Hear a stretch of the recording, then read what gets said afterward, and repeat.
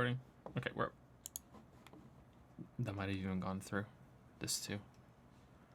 Oh no, everyone's seeing behind the scenes. Blown. Cover totally blown. Everyone's seeing behind the scenes. People are gonna realize that we don't know what we're doing. After all this time. How could it happen?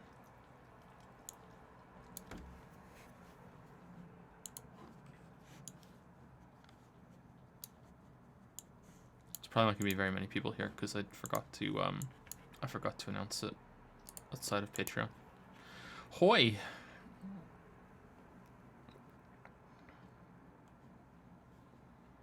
Damn, Daniel. Heyo.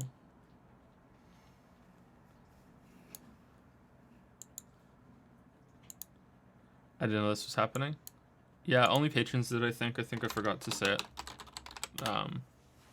It's the Patreon Q&A thing. I think the past two will be on the 20th as well, haven't they? Did we do the past two on the 20th? This is the third time we've done it. Is it the third one? Yeah, we did the 20th last time. I think it's the third one. Hey, Sora. Sora's here. Hermanios is here. I don't see these names on the other streams. Nice to see you. What game is this? Looks like a clicker. Yep, it's Clicker Heroes. It's a clicker. Click, click, click. Oh, the kid's still awake. He's really awake, but he's not crying. Any ETA on the Odyssey video? It'll be quite soon.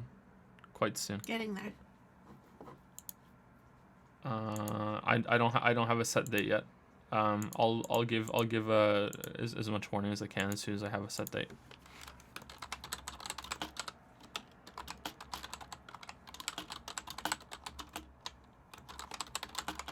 That's cool, Sora.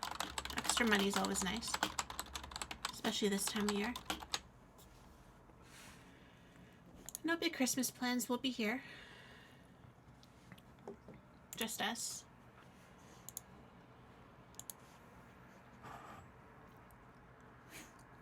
Hey, Lily and Joe, how are you both? We're good, right? Yeah, we're good. I'm pretty tired, but I'm okay. I had a nap between the stream and last stream. I kind of forgot too that this was happening, and then I realized because I was just gonna continue doing work on Odyssey and then just pass out whenever I did, and then I remembered, oh yeah, we have to do the stream tonight. So, I tried to have a nap instead, so I'd be more awake. Which is a shame because I enjoy doing these Q&A streams and the late night streams, but my head is just completely just full of Odyssey right now, so it's kind of all over the place.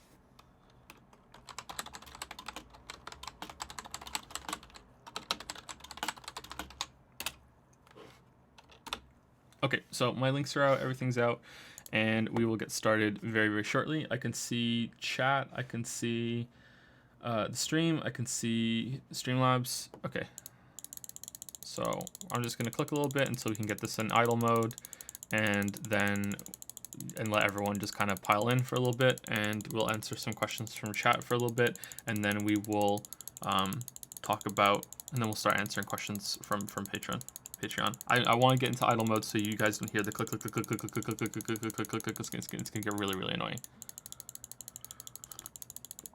Okay, so why are we playing a clicker game? We're playing a clicker game because we're going to be answering questions, and the questions need my full attention, not the game. Usually when we do a Patreon, this is a Q&A session that is for patrons. We will be taking questions from chat, but patrons have their questions to be guaranteed to be answered. And this is actually quite... There aren't that many questions, so I don't know if people forgot about it or if I didn't push it hard enough on patrons. Push it hard enough on patrons that already have pledged. Like I'm not gonna push this on people and be like, yo, you should pledge and give me money. I didn't push it hard enough on people that are already pledging. Maybe they forgot about it. Maybe I didn't give enough of a warning that the questions were being done soon. I don't know, but there aren't that many questions this time. I think only 9 people asked questions. Usually it's a lot more than that. So the reason why we're playing a clicker is that I need to give attention to the questions and my answers and my thoughts instead of playing the game. This is the third time that we've done a Q&A stream like this for Patreon, and the first time we tried to play Opus Magnum, which was just a disaster, just a complete fucking disaster because it's a puzzle game and it took up too much of my attention. And then we switched over to Oxygen Not Included, which was a lot better. But I don't want to play the same game every single time. And Oxygen Not Included just got an update too, so it wouldn't be a good choice. Like maybe I'll be distracted by it, or maybe it'll be buggy or something. Okay, now I don't have to click so much. We're on idle mode now. Okay, so we're just doing a clicker. We're just having a clicker up. Oh, I have to buy one of these things anyway. Problem with the clicker is it's kind of annoying to hear the clicking. Yeah, that's why we got into idle mode. With these do damage for you. That's why I just clicked the shit ton right now. We're barely going to be clicking much anymore. But with Oxygen Not Included, we'd be clicking anyway. Yeah. Welcome to the click dragons, click then, yeah. Yeah. Okay. So yeah, this is Clicker Heroes. So let's talk a little bit about the game before we start. Again, people are going to be piling in. This is with any idle game and any cookie clicker, anything. This is what why are you okay? Yeah, I bought you. Okay, like don't point at it anymore. This is unironically one of the most important games that you can play. Unironically, I mean it 100%. I really mean it.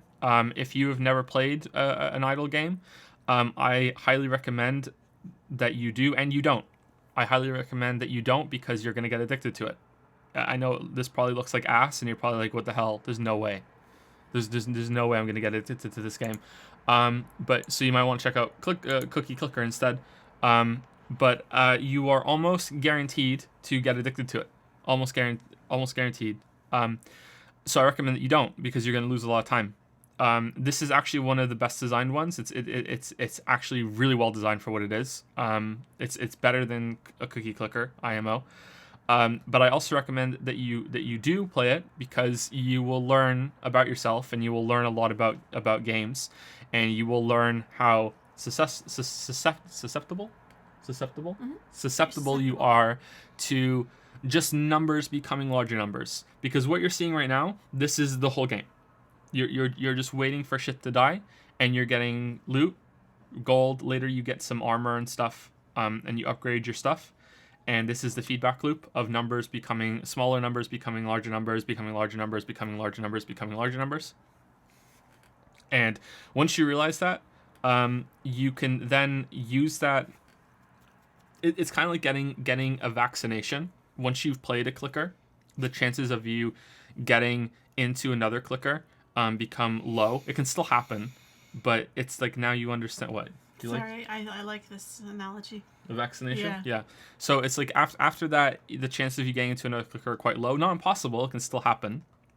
But maybe it'll take 2 or 3 to get the vaccination. And then you will also realize when other games that aren't clickers, become idle games, become just this.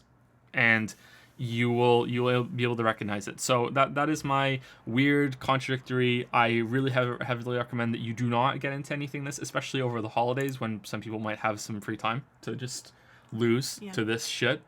Get distracted. But at the same time, if you think you have a lot of self-control and you think that you can handle just you think that you can set like a limit, like if you're one of these people that can gamble and you can gamble and you can only I'm setting a limit of $200 and I'm not going over $200. I don't know if $200 is reasonable. I have no idea. I've never gambled. And you can stop, then go ahead, go see it, go experience the majesty that is Cookie Clicker and Clicker Heroes. Because it really is telling how much you can just get mind fucked by these games. You probably know you have the mouse off window. What? Oh, they were saying you can click and get things faster or whatever. I missed it. Oh, is the cursor not showing on the window? Do you guys want the cursor on? It's just one of the few games where people want the cursor. It's fine. The game isn't important at all. Game isn't important at all. So let's go another 5 minutes, and then we'll start answering the Patreon questions. Dr. Awful says, just got myself a Switch for Xmas. Any exclusives other than the obvious Zelda Odyssey to get? Please don't say Xenoblade Chronicles. Some people really like Splatoon. I've never played it. Some people really liked ARMS. I never played it, but those are the only two.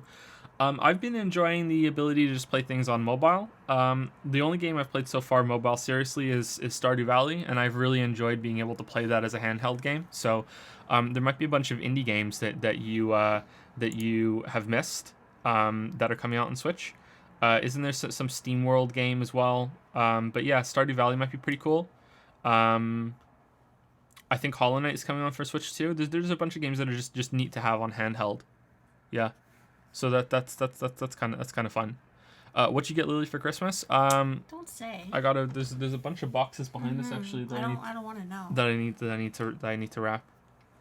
I'm intrigued though. You know. I can't tell you. But yeah, I think I did well. Favorite game developer? Probably right now, From Software. I don't really have a favorite game developer. There are some that I always look forward to seeing whatever they're gonna do. Like if Blizzard makes a game, okay, I'll probably check it out just to see what it's like, even though I'm sometimes very negative on Blizzard. If Clay makes a game, I'll check it out. I really like Clay. And From Software makes a game, I'm probably gonna check it out. Naughty Dog is probably worth it as well, but I don't really, I know that's probably bad of me, but I don't really think of things in terms of game developers or anything like that. Boxes so Lily can infiltrate the Shadow Moses facility. They're not that big boxes. They're well, one's fairly big. Yeah, we did most of our Christmas shopping online, although we still have to go out. What, 2 more times? We need to go out and get some stuff for the kids. You need to go out on your... I went out this morning, so we just need to go out and get Finn a few things. Yeah, I need to go out on my own for some final things for Lily, and then we all need to go out together for some stuff for the kids, which is they're too young to understand what's going on still, so we can buy things in front of them, and they won't know. We wrapped some of their stocking stuffers today. It's kind of... With Finn helped me do it, and he had no idea they were for me. He doesn't know what it is. It's kind of sneaky. Metal Gear, you're that ninja. What other collectible card games have you played besides Hearthstone? Impressions? Hearthstone is the only one that I've played. I've collected other card games in the past. When I was a teenager, I was into Magic the Gathering and Pokemon, the trading card game or whatever it was. But I never played it. I just liked collecting the cards. I don't think I had enough money to ever play it seriously, either of them, but I did like collecting the cards. I just enjoyed that part of it. I had an album, I put them in. I still have them somewhere. I have no idea where they are. But yeah, there's a book with sleeves and everything. I don't have my Pokemon cards still though. I had a shiny Charizard too. My shiny foil Charizard, and I'm pretty sure my sister stole all of them. All of my Pokemon cards, so they're all gone. But I still have my Magic cards somewhere. Yeah, I was never really into a lot of the stereotypical nerdy things growing up, even though I am pretty much a nerd. But really, all I was into was video games when it comes to nerd stuff. I was never into comic books. I was never into card games. I was never into tabletop stuff or Dungeons and Dragons or anything like that. But most of that was because I just couldn't afford it. I didn't have an allowance growing up or anything like that, and I had no way of getting regular income to do these things. And I don't want to talk about my parents because I've already spoken about too much about them on previous streams, I think. But I had no way of keeping up with my friends that were into these things. So, yeah. Really looking back, I was lucky I even got the video games. And someone asked if the kids are into them. The kids are too young still. Yeah, the kids are way too young, but I'm looking forward to them getting older and getting into stuff. There's a lot of stuff that looks really cool, but I don't really know much about it yet. But and it's probably good that I don't know much about it, because by the time the kids are old enough, there'll be a whole new craze, right? What's Skylanders? Is Skylanders cool? What's Skylanders all about? Will you tell your children about Santa? Yeah, I think so. Yeah, I think we'll do the Santa Yeah, thing. we'll try and make it good. Yeah, I think it's fun. yeah. I don't know if we're gonna do. When I was a kid, my parents would say that almost everything came from Santa at Christmas. Almost all here's all this stuff. Almost all of it is from Santa, and there's a couple from mom and dad. Whereas you, Lily, it was the opposite, Yeah, right? we got one present from Santa, and everything else was from Yeah. individual people. And I think I like that way better. With Lily's way better. It's less of a shock, I think. Yeah, I don't know. Okay. Do you want to start Patreon now, or do you Yep, want to wait a little I bit think longer? I think it's been 5 minutes. Yeah, so we can start Patreon now. Okay, so here's what we're gonna do. So now I think everyone is here that's gonna be here. Maybe there'll be a couple of people rotating out here and there. This game is gonna be on in the background. Occasionally, I'm gonna do a click and what? Click to collect presents. So this I'm distracted by the game right now. This should never happen. And we're just gonna let this go on in the background, and we're gonna take questions from chat in between the questions from Patreon. So Lily has all the questions on Patreon that are on her laptop in front of her, and that is Forge Coals, Relics, and Rubies. So and that is the guaranteed questions. So the questions that are guaranteed to get answers. That's a perk on Patreon. We will be taking a couple questions from chat, but it'll be in between the Patreon questions. So when you hear a question winding down, most people ask 3 questions. Then you can try and ask your question in chat, and then we will we'll take a question or 2 from chat, and then we'll go back to the Patreon questions. Does that make sense? Hopefully. And before we do start with them, I want to say thank you to Jason Kim, Quedge Online, and Lightwind EXE for subscribing. All new subscribers, they subscribed when the stream was down, 4 hours ago, 3 hours ago, and 1 hour ago. So thank you very much to Jason Kim, Quedge Online, and Lightwind EXE. Welcome to the Dragon's Den. Welcome to the cringe clicker. The cringe clicking. The clicker cringe. Clicker cringe. Oh, I like that one better. Clicker cringe. Clicker cringe. Clicker cringe. It sounds like trick or treat. Click or cringe. Yeah. Yeah, that'd be a good one. Anyway, so yeah, go ahead, Lily. Okay.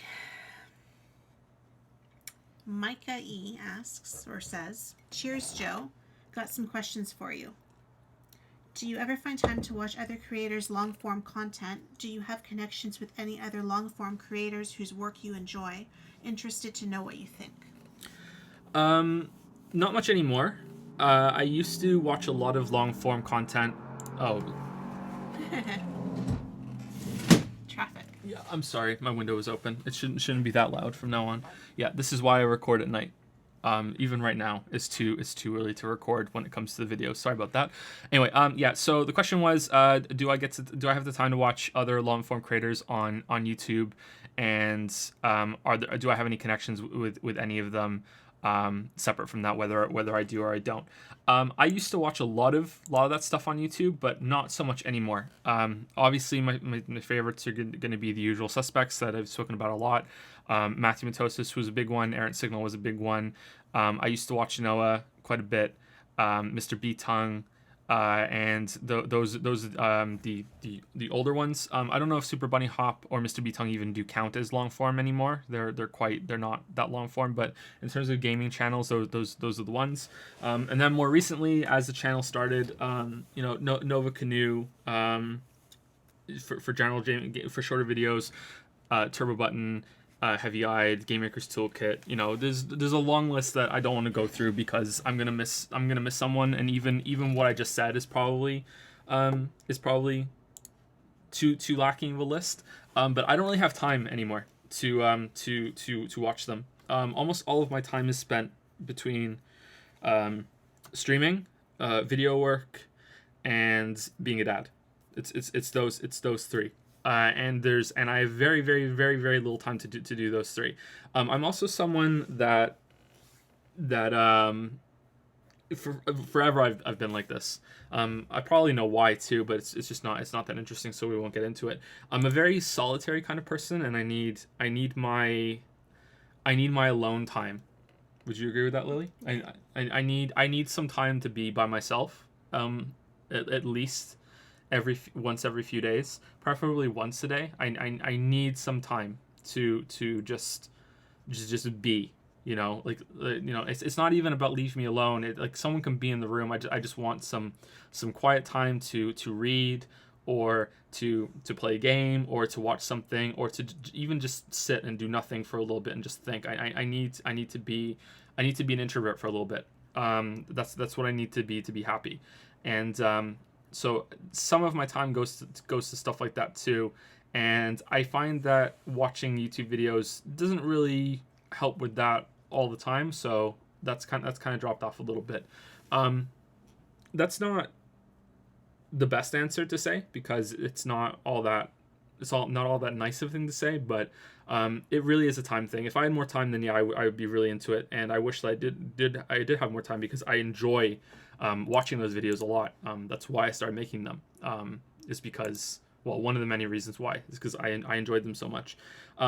As for connections with other YouTubers, the YouTuber I speak the most with is probably Shammy. And if Shammy is hearing that, then Shammy will probably be surprised at that, because me and Shammy don't talk that much anymore. We're both really busy with our separate projects, and Shammy likes to go into voice chat quite a bit, or at least that's the impression that I get, is that he likes to go into voice chat, and I don't have time to go into voice chat, mostly because of the kids in the background and the screaming, and I don't want the kids to scream into the microphone all over people. So yeah, I speak to Shammy. I speak to Mandalore a little bit. I speak to Turbo Button. I speak to Heavy Eyed. I speak to Nova a little bit. Nova Canoe. There's probably a couple I'm forgetting, but yeah, that's about it. But I don't do any collaborations. I don't read. I don't have anyone read my scripts. I've read a couple scripts for people now and then to give them some feedback, but I'm not very good at that. I'm not very good at giving feedback on scripts, because I feel that I need to see the video to properly judge something, and I also don't want to stifle anyone's creativity or anything like that, and be all like, you have to change this line and this line's shit, especially considering when we're all making videos, and the scripts sometimes benefit very greatly from the video format. Do you know what I mean? Like the visual example can sometimes reinforce so much. I find that when we edit your scripts, and it's kind of, if there's something like a glaring mistake, it jumps out at me. But a lot of times I kind of gloss over it until I see the video, and then it takes on new meaning. Yeah. But it doesn't really mean that much to me still when it's just words on the page. Yeah, and that's how I view it too. When it comes to reading other scripts, and the other thing is that you know, I don't want to be nitpicky with, oh, this is spelled incorrectly, and this is grammatically incorrect. This may be a bad thing for me to say as a writer who has written so many goddamn books, is that I firmly believe that if you are saying something without any ambiguity whatsoever, then it's fine. This whole less versus fewer thing doesn't bother me. That was a question last time, wasn't it? Does grammatical incorrectness bug me? And it really doesn't. It's all about if you can say whatever you want to say without any vagueness or ambiguity whatever, then it doesn't really bother me. That sort of thing. But also because it's a video. Again, whatever spelling mistake that you make in your script is never going to show, because you're not going to show spelling mistakes in the video. You're saying it out loud. So. But a lot of it is stylistic too, right? Yeah. What are you going to say? I think this sentence could be, if you rearrange it and use different words, then it would be a lot better. And maybe they don't think so. They wrote it the way that they wanted to write. You're not writing it, so there's only so much you can comment on anyway. There's so many different backgrounds too, and so many different accents and dialects. Unless you're going to rewrite the whole thing for them, that's not what they asked for. We're all from different countries as well, so that's a big thing. But yeah, to come back and answer it. Yeah, I don't really have much time to consume a lot of that stuff anymore. But I wish I did. Yeah, it's something that I wish was different, and maybe at some point in the future I can get back to it, or I can make some time, because it is probably important. But yeah. Seems kind of hypocritical that it's the long form stuff that I don't really have time for, even though that's what I make. there was that 7-hour Pokemon analysis video that was made by someone. I can't remember who it was by. Maybe someone knows it and can say it in chat. And someone linked it to me and was like, "This is really good." And I said, "Yeah, it doesn't matter how good it is. I'm not watching that. I have no time. I have absolutely no time. There's no way." Unfortunately. Shame? Yeah, that sounds about right. Yeah, okay. Second question. Are you planning on visiting the upcoming Tomb Raider when it's released? Mm-hmm. Yep, definitely. I really like the last two Tomb Raider games, but I like them mostly if you watch the videos I made on them. I like them mostly because of what I think they could be rather than what they are. Tomb Raider isn't a franchise that I liked a lot when I was younger. I wasn't into PlayStation until late. I never had it when I got my first PlayStation 1 console. PlayStation 2 was already out, so I missed PlayStation 1 almost completely. I did play some of the games at my friends' houses and that sort of thing. But I never had one until the PlayStation 2 was already out, and I don't think I got a PlayStation 2 until the PlayStation 3 was out. PlayStation 3 I got about halfway through its life cycle because I wanted to play Metal Gear Solid 4 really, really badly, and PlayStation 4 I got just to do the video on Bloodborne. The first console that I have ever purchased at launch for myself since becoming an adult has been the Switch, because I can never justify the cost. And even with the Switch, I probably couldn't justify it either, and it was more of a work expense than anything else. So I was never really into the Tomb Raider games on PlayStation 1, and they never grabbed me. I didn't find them very interesting. I thought they were quite awkward. I think I said that in the Tomb Raider 1 video. I said that Lara Croft controls like a baby on a pair of stilts in that game. That's how it feels to move her. But that's the point. Is she's supposed? It's like Mario 64. That's the movement system that is built. The game is built around this kind of awkward movement system, which is fine. That's great. But I didn't like it back then. And I found it very, very awkward. And if I'd had the game myself, maybe I would have gotten into it. Also, let's be completely honest. I was a teenage boy. Most of my friends played that game because they were probably jerking off to Lara Croft at home, because it's oh my god, look at the triangle titties, that sort of thing, the frozen ice cream rabbit that we got in Xenoblade Chronicles 2 made Lara Croft look normal, but back then she was iconic for that sort of thing. That was a big deal.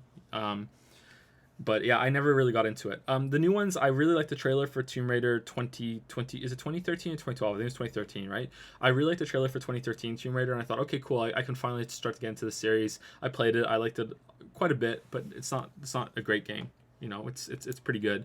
And then Rise of the Tomb Raider was even better. And I don't know why. I don't know why I spent so much time. I can't even answer you why, looking back on the channel, that so much time ended up going into Tomb Raider and Uncharted. Overall, I can tell you why Uncharted was such a focus. It was because the PlayStation 4 was so expensive, and the PlayStation 4 came with Uncharted and The Last of Us as a free bundle. And do you remember that, Lily? It was like, okay, well, kind of justified it. Yeah, at the time, it might sound stupid, especially if you discovered me in the past year, but when before the Bloodborne video, the channel was not doing that great, was making very little money, and it was still a big risk. And spending what turned out to be, I think, $500 Canadian on Bloodborne and PlayStation 4 was scary. What if the video doesn't do well? That's a really big purchase, But can't really afford it. Yeah, we can't really afford it, but it can open up a lot of possibilities. And then the tipping point was, oh, Uncharted comes free with it, all three of them, and Uncharted 4 is coming out soon, and The Last of Us. Okay, well, we could get, at the time, planning 5 videos out of this. Bloodborne, which turned out to be 3 videos, and then 1 on each of the Uncharted games, and then The Last of Us. So that's what we're gonna do. And it's like, okay, I've already done Tomb Raider, so hey, we can go over and do that. So that answers the question of why Uncharted was such a big focus, because it was just making the PlayStation 4 purchase worth it, even though those aren't my favorite. That isn't my favorite series, and it isn't something that I'm like, yeah, fuck yeah, Uncharted, when I did those videos, that was the first time I had played Uncharted 3. And it was the first time I had finished Uncharted 2. I played Uncharted 1 and 2 before, but I didn't finish Uncharted 2, so that was the first time I played Uncharted 3. Last of Us, of course, I really liked, and I've always liked The Last of Us. But why I did Tomb Raider and Rise of the Tomb Raider, I don't really know why. Maybe it was, thinking back, maybe it's just I thought Rise of the Tomb Raider was going to be a big game, and I thought, okay, well, let's do Rise of the Tomb Raider, but before I do Rise of the Tomb Raider, I should probably do the first game, which has been a common problem with videos on the channel. This idea that to do a new one, I have to do the old ones, which is probably born out of all of the criticism I got went from Fallout 4. There's a line in Fallout 4, and I am 100% at fault here for saying it the way I did. I said in the Fallout 4 video, I've never played Fallout 1 and 2, and I probably never will. And I wish that I hadn't said the probably never will. Because I had no idea the channel was going to get so big, and in my head, I would never have the time and the justification to go back and play those two games. Whereas now, looking back, is like, yeah, okay, I could go back and play them easily. It's not that big of a deal. But the way I said it made it sound like I was coming across as fuck old games. And a lot of people think that I've only started playing games in the past 4 or 5 years or so, when I've been playing games for almost 30 years. I think it's 28 years I've been playing games. So I love old games. It's just those two are some that I didn't do, and I think the negativity and the backlash for that made me kind of think that I should always try and go back and play the older games, which is really unproductive or counterproductive. It can really slow down with that sort of thing. Yeah. So yeah, I'll definitely cover the new one. I hope it's good. I don't think anyone at Crystal Dynamics or whoever is making the game now has watched my videos on it. I don't think that's the case. I think that very few developers have watched the videos that I've made on their games. I think off the top of my head there's 5. That's it. I don't expect that even if they did watch it, that they would be like, oh yeah, Joseph Anderson said this, so we should totally listen to him, guys. Let's gather around the bonfire and listen to this guy's video. Like that's not going to happen. But I am hopeful that they do take the series in a better direction. Just coincidentally, a more focus on the puzzle tombs, because that's what a lot of reviewers said. That sort of thing. And that's the answer to that question. Okay. Number 3. Yeah. So this is the last question from Micah, and then we'll take a couple questions from chat. You've said before that you're not great at estimating the length of a video, and your projects usually end up being longer than you expect. Have there been any cases where the opposite was true and you found a video ended up being shorter than you thought intended? Oh, that's a good question. The reason why that always happens is not because is not really because I think that I can get more done in a certain amount of time. It's more about that there's all this feature creep or scope creep. I don't know what the word would be. Feature creep probably not, because it's there's no features for the videos, but scope creep would probably be better. And I don't realize how much time those things are going to take. So I'll end up just having to sink so many hours toward the end of projects to get it done, and I don't realize how long things are going to take either. Especially because my videos aren't very structured. Some people don't like that. Some people really like that, but some people really don't like it either. My videos aren't very structured. They prioritize flow and moving from topic to topic, and that can make things hard to gauge how long they're going to be. But as for videos that I thought were going to be longer, the two that come to mind immediately are Factorio and Infinifactory. They're both factory in them. I don't know why, just a coincidence. I thought they were going to be longer. I thought the first Bloodborne video would be longer than it is. I was surprised the Dark Souls 3 critique got over an hour, so that's the usual. It ended up being longer. I thought maybe Stardew Valley would be longer as well. Let me see. Let me go down the list. Let me go down the list of videos. Let's see. Ended up being shorter than I expected. Let's see.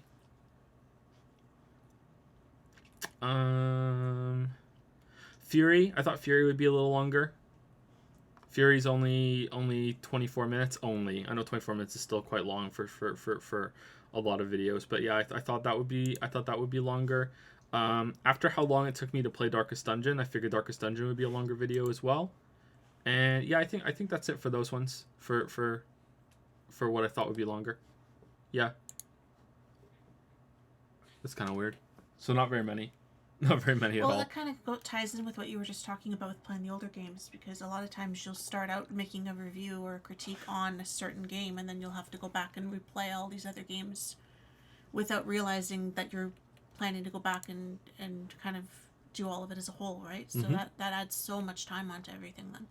And the script gets bigger. It's not just playing the games. The script gets bigger to accommodate all of that. That's just what happened with Odyssey and having to play them all. It's really massively bloated project. Yeah. Yeah, sorry that third question wasn't really good a long answer, but the other two I kind of rambled a little bit, so I hope it's okay.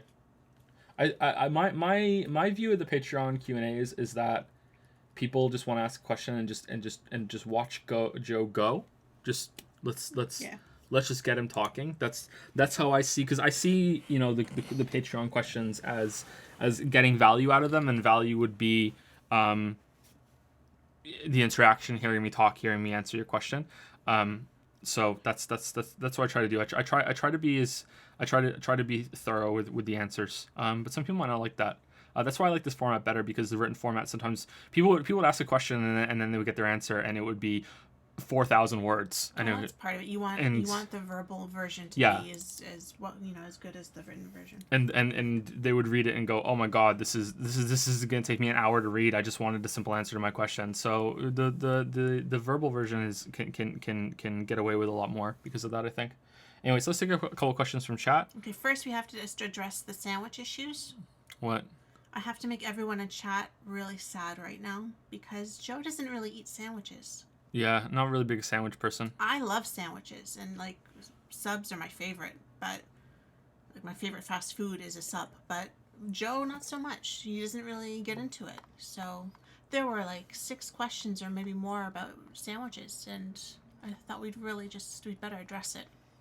Yeah, I'm not really a big sandwich person. Sorry, not really big sandwich. I don't like submarine sandwiches either. Not big subs. Occasionally I'll make him a grilled cheese. Once or twice I put bacon on it. But other than that, he doesn't really get into it. Everyone out. Are sandwiches really that big of a deal? Yeah. Yeah? Yeah. Yeah. So are you just going to play Xenoblade Chronicles 2 until the day you die, or are you going to move on? I think we're done tomorrow. I think tomorrow's going to be the last day for the Cringe Chronicles, right? I think it's tomorrow. We're really close to the end, so I think tomorrow's the last day. There might be one more stream after that when we get through some of the post game stuff. But I think tomorrow might be the last day, or almost the last day. What, should we just play it again? Should we play Xenoblade Chronicles 2 again all the way? Yeah, start over. Yeah, why not? Is there a New Game Plus? New Game Plus? Just think how much more enriched you'll feel. Exactly. You know, now that you have some idea of what the game really is going in, you know, you might have a whole other experience. Do Pyro's boobs get a little bit bigger every single time you go into New Game Plus mode? That would be pretty good. That would be good. Is a hot dog a sandwich? That is actually a Patreon question. It's on the list, so we'll get to that soon.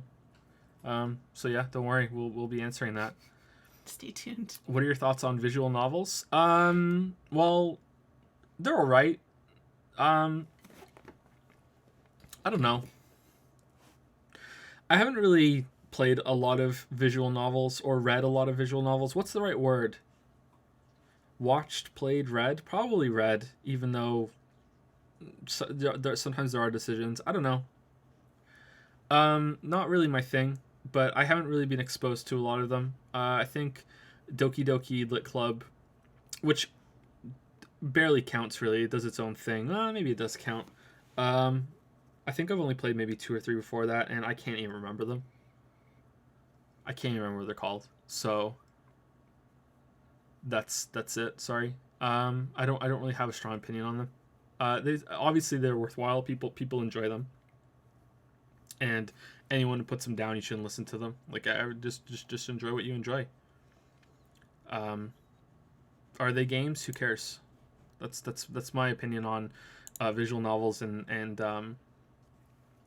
walking simulators. They occupy the same space as games. So who cares? Does it matter? Does it really matter? Outside of the I want definitions to be correct, which is really just a nitpicky sort of thing. Does it matter? I don't think it matters. Do you put pineapple on pizza, or are you a non-believer? Nope, no pineapple on pizza. But you do like pineapple. I do like pineapple, but it doesn't like me. Pineapple on pizza gets brought up a lot. Yeah. Pineapple makes me bleed. It makes everyone bleed, but it makes, well, mostly everyone. It depends on how the pineapple is being prepared too.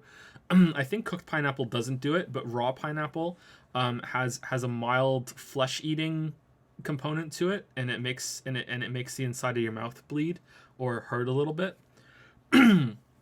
um, and but for whatever reason, I am really, really vulnerable to that, and it makes my mouth bleed quite a bit more than most people.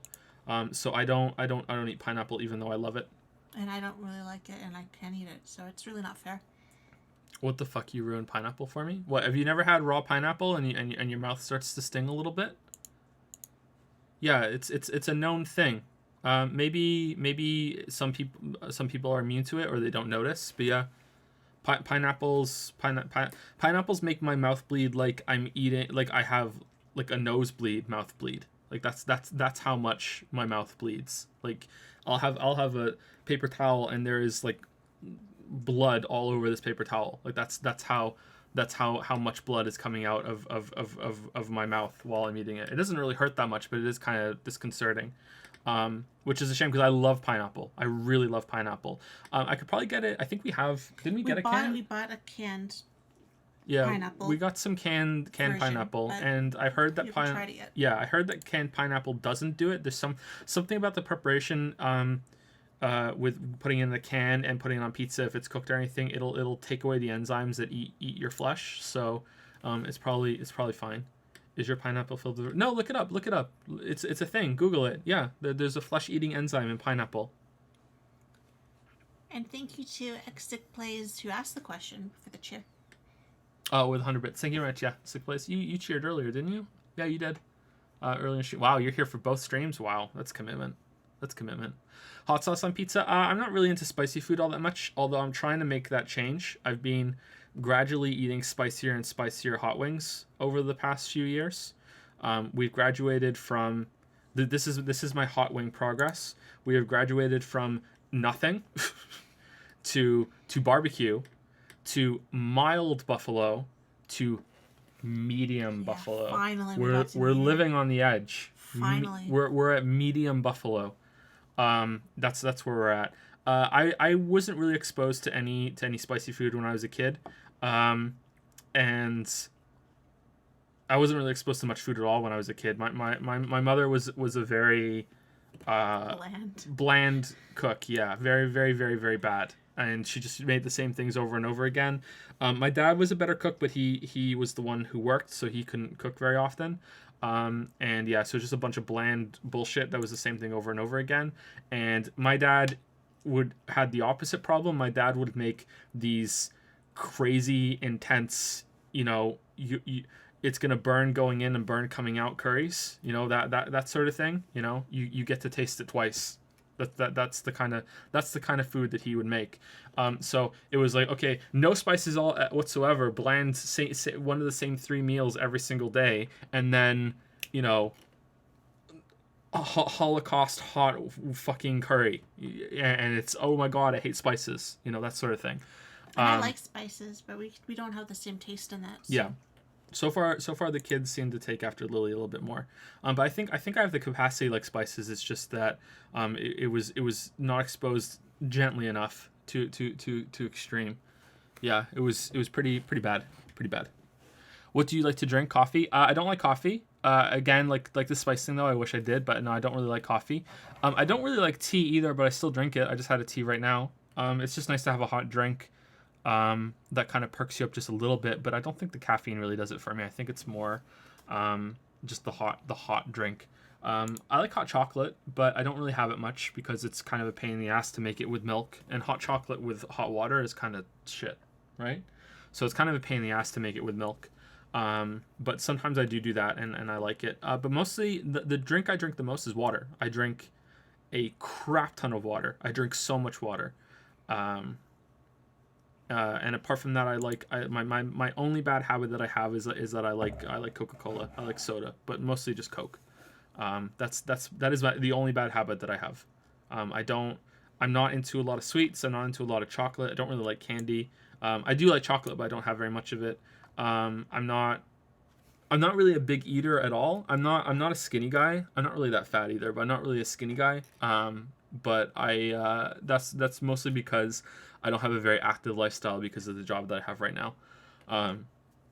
and just trying to make this work after having the kids. I'm not really a big eater or a big sweet eater or anything like that. But yeah, Coke is probably my only bad habit.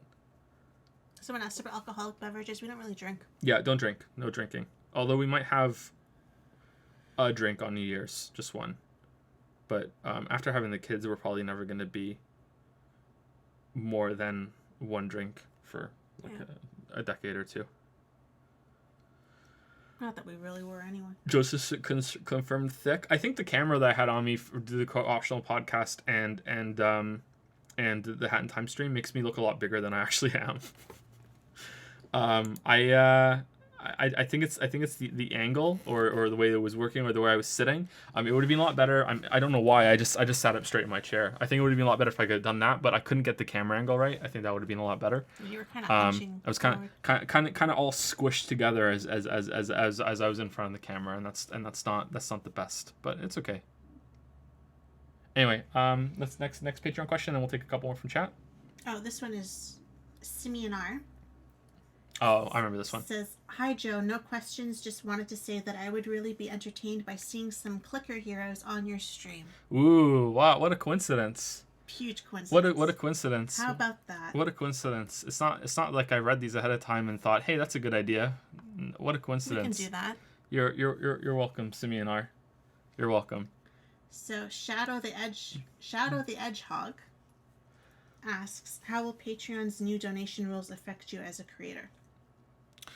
Okay, so this was asked before Patreon backtracked on their new Patreon rules. So for people listening and just as a baseline to answer the question, we should probably go into what the changes were. Okay, so the changes were that Patreon, once upon a time, Patreon had displayed how much a page each creator was earning on the page. And let's just say, for the sake of example, that it was $1,000 because it's an easy round number. So it would say Joseph Anderson is earning $1,000 every single month on Patreon. And then when the creator would go into the back end of Patreon, it would actually say Joseph Anderson is making $900 instead of $1,000.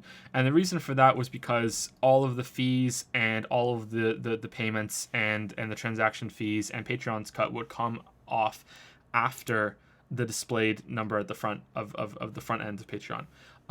So a few months after or maybe it might have been before I had my own Patreon, a few months after that, let's say it was a few months after I had my Patreon, they changed that and they made it so that the number on the back end was also what was displayed on the front end. So they showed how much it would be with all of the fees and the transaction fees and Patreon's cut ahead of time. So people who go on Patreon would actually see what the creator is taking. So they changed that. It's no longer what you see is what they get now, where it wasn't like that before.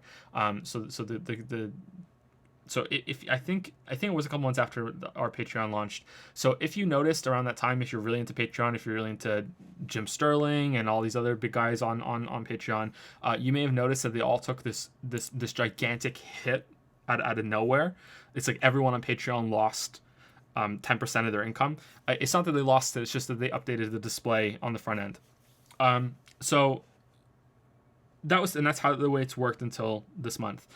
This month, Patreon changed their system, and they sold this as that they were going to take less money from creators. That it was going to be instead of you keep 90%, you're going to keep 95%. And the way that they were going to do this is that they were going to streamline the way that they take their transaction fee off, and they're going to make. And the reason and the way they're going to do that is that they were going to make pledgers pay for it. So we're going to give you a bigger cut, and we're going to make pledgers pay for it. So instead of it working in a way that if Daniel pledges $10 and Daniel pledges $10, and of those $10, $1 comes off in transaction fees and everything else, and then the creator gets $9 from Daniel. If Daniel wants to give $10, Daniel is going to be charged $11 now. And the creator gets $10, but Daniel has to pay $11 to get there. So instead of the creator paying the fees, the pledgers are now. And for the pledgers that were giving a lot of money, this was actually maybe even a better system. I'm not sure exactly of the math, but for the pledgers that were only giving $1, which is $1 or $2, which is kind of the bread and butter of Patreon, they were ending up paying quite a lot more if they have multiple people that they're pledging to. So because of the way that there was a minimum fee attached to the percentage, that sort of thing. So that was a big problem, and a lot of Patreons took a big hit. I think that we lost about $400 to $500 at the biggest dip a month. Which again, every single time I've said this, I want to make it very, very clear. I'm not complaining. My Patreon is very successful. It is more successful than I ever thought it would be. It wasn't a, oh my God, red alert panic. It was okay. We're taking a hit. It's understandable. It's fine. But I'm just explaining what happened. This is what happened, and this is pretty indicative of a lot of other channels as well. But Patreon, air quotes, listened and backtracked on this system with the kind of scary qualifier that they're going to reevaluate and try and find a better system. And they reverted the system, and since then Patreon has bounced back. Probably instead of losing $400 to $500, the $100 have come back since then.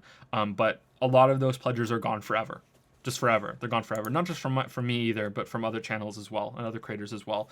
They're gone. It takes quite a bit for someone to pledge. You know, it's a thing. You know, you have to sign up for an account. You have to get your credit card. You have to have a lot of trust. You have to be invested. You have to be engaged with the creator. You need to be okay. I want to help them out. I'm really happy about this, and it takes a lot to do that. And it probably takes quite a lot as well to decide, you know what, I don't want to do this anymore. Unless of course there's some thfinancial thing. There's some financial problem that you go into. At that point, it's okay. Well, I have to cut costs somewhere. I give these YouTubers some money every single month. That should be the first thing that goes. It's not that important. I said that before. People who give money should only give money if they're comfortable and they have this extra money and they really enjoy the content. So for people to go because they're pissed off at the Patreon changes, most of them are never coming back, and that's understandable. If there was an alternative to Patreon, maybe they would come back with something else, but that's a whole other can of worms. Has it affected me? Apart from that drop in income, not really. But there was already a change that went through before this happened, and it's sort of I tweeted about this if you follow me on Twitter, was that it really solidified the decision to start streaming, because this was a very small change that Patreon did, and I got some comments saying it wasn't that small. Okay, maybe there's an argument there that it wasn't that small. I think it was quite a small change. Patreon could do much worse than what they did with this one, way much worse. YouTube could do way much worse with changing their how ads work and how videos are promoted and shown on the website. So it just proved to me that relying on just Patreon and YouTube is a huge mistake, and there needs to be more than two sources of income. So Twitch takes us up to 3. There's a couple of others that I'm toying around with right now. So just multiple ones. The goal is not to make more money. The goal is to have the money spread out over multiple sources. So it's less fragile. Yeah. If that makes it so with more people and a large audience, I would rather have, and this answers your second question, which is, would you need us to up our pledges if it negatively affects you? Yeah, so this gets into the second question that Shadow the Hedgehog asked, which is the goal of making more money through Twitch and through YouTube and through everything else is not to monetize the people that are already giving money more. If they want to and there are incentives there and they want to give more and they're getting something out of it, then that's great. It's a win-win situation. But the goal of spreading out more and to increase income coming from the channel and everything is to attract more viewers and to get stuff from there, because Patreon is making $4,000 a month, and I used to get all freaked out about that. I used to go, oh my god, I'm making $4,000 a month on this. The videos have to be fucking perfect, and oh my god, that's so much money. They need to be worth $4,000. This video needs to be worth $4,000, which is not true. The video doesn't need to be worth that much. The effort needs to be worth around that much. But it's an important distinction to remember that $4,000 is not coming from one person. It's not coming from 2 people, 3 people. It's coming from over 1,000 people. It's come from almost 1,300 people. So that's important to remember. You know, there's not one person sitting there with their arms crossed going, I gave you $4,000 and this is all I got. You know what I mean? It's not that. It's different. So yeah, I don't think that the answer is to try and squeeze more money out of people that have already pledged. It's to not rely on Patreon solely as the main source of income, and Twitch has helped with that a lot. And it's also helping with the videos too. It's giving me a lot of examples to work with. It's giving me ideas for future videos. It's giving me games that I want to make videos on. Yeah, it's been very positive so far. It has slowed down video production a bit for YouTube, obviously. Of course it has. You know, there's about 4 hours every single day that is going to streaming. But I can't go, you know, balls to the wall in video work all the time. I need to be able to do different things, and I need to play games too. I can't only play games that I'm making videos on, which is how it's been for a while. I think Been a lot lately. I think that's it. I think that's the answer to Shadow the Hedgehog. We got a resub from The Thickness. We're down with The Thickness. Has resubscribed for 3 months. Thank you very much. You're trapped in the Cringe Cafe. Do we have mochas today? Well, we do. We do? We have some mortifying mochas. Have you ever watched Zero Punctuation? If not, you should check it out. Oh, yeah. Big fan of Zero Punctuation. Haven't watched a lot of his recent stuff because we talked about this earlier, you know, with other content creators and everything. It hasn't, I don't really have the time. But yeah, I used to watch him a lot. It used to be a highlight of my week, even, as sad as that is. I think it was every Wednesday he used to put up a new video, right? And I would look forward to Wednesday. It's like, yeah, fuck yeah, Zero Punctuation, new video. Yeah, I like Yahtzee a lot. Very, very, very, very, very, very, very good. Let's take some questions from chat. Do you want to read them out, Lily, or do you want me to? Doesn't matter. Without giving away figures, what are the ongoing costs and or profits on your books? Are they still getting republished? Do you get royalties or something? So the books are published on Kindle. They're ebook only. There will be physical copies soon. We keep saying this, but we keep getting distracted by other things like a Gigantic Odyssey video or 500 other things. But yeah, there are no costs to keeping the books maintained on the Amazon store because they're electronic. There's no costs at all. Amazon takes a cut. It's quite fair, I think. Maybe some people disagree with that and they don't think it's fair. I think this information is publicly known, so I can say it. If your book is priced below $3, Amazon takes 70%. I think 70% of the money, and if it is priced above $3 or $2.99 and above, I think they take 30. I don't remember anymore. It's around there, and I think that below $3 that is kind of bad. But if you're selling your book for below that, you're not really selling it for money. You're selling it for exposure, and it probably costs them money for liability purposes and everything to keep the site going. And they want to encourage people to go above $3. The $3 tier seems fair to me. Yeah, that seems okay. I don't really make that much money off the books anymore, although it has gone up a little bit since we started streaming. I think having the constant interaction with people makes people people might watch the YouTube videos and think, oh yeah, he's written a couple books, maybe I should check them out, and then it's a month until the next video and they've completely forgotten, and then the next video comes out and it's like, oh yeah, the books, I should probably still check them out, and then it's another month and they forget. So I think the constant interaction on streams maybe makes people remember that they want to check them out. But there's not a lot of people that go over and read them. They're not high art, my books. They were written to make money. Don't go to my books thinking it's gonna be fucking Catch-22 and Catcher in the Rye. You know, they're They're kind of like video game plots. They're especially early on. They get more in depth as they go on, but they're written to be genre fiction. It's kind of like when Terry Pratchett started writing Discworld, and he said he wanted to get into it to have fun with the cliches. That's what he said, or reportedly that's what he said. I'm no Terry Pratchett. That's just an example. That's what I wanted to do. They're just very quick, kind of disposable stories at the beginning, and they get better and more, or they get more substantial as they go on. And I have no illusions of that either. There are some more literary books I would like to write eventually, but it's not a priority at the moment.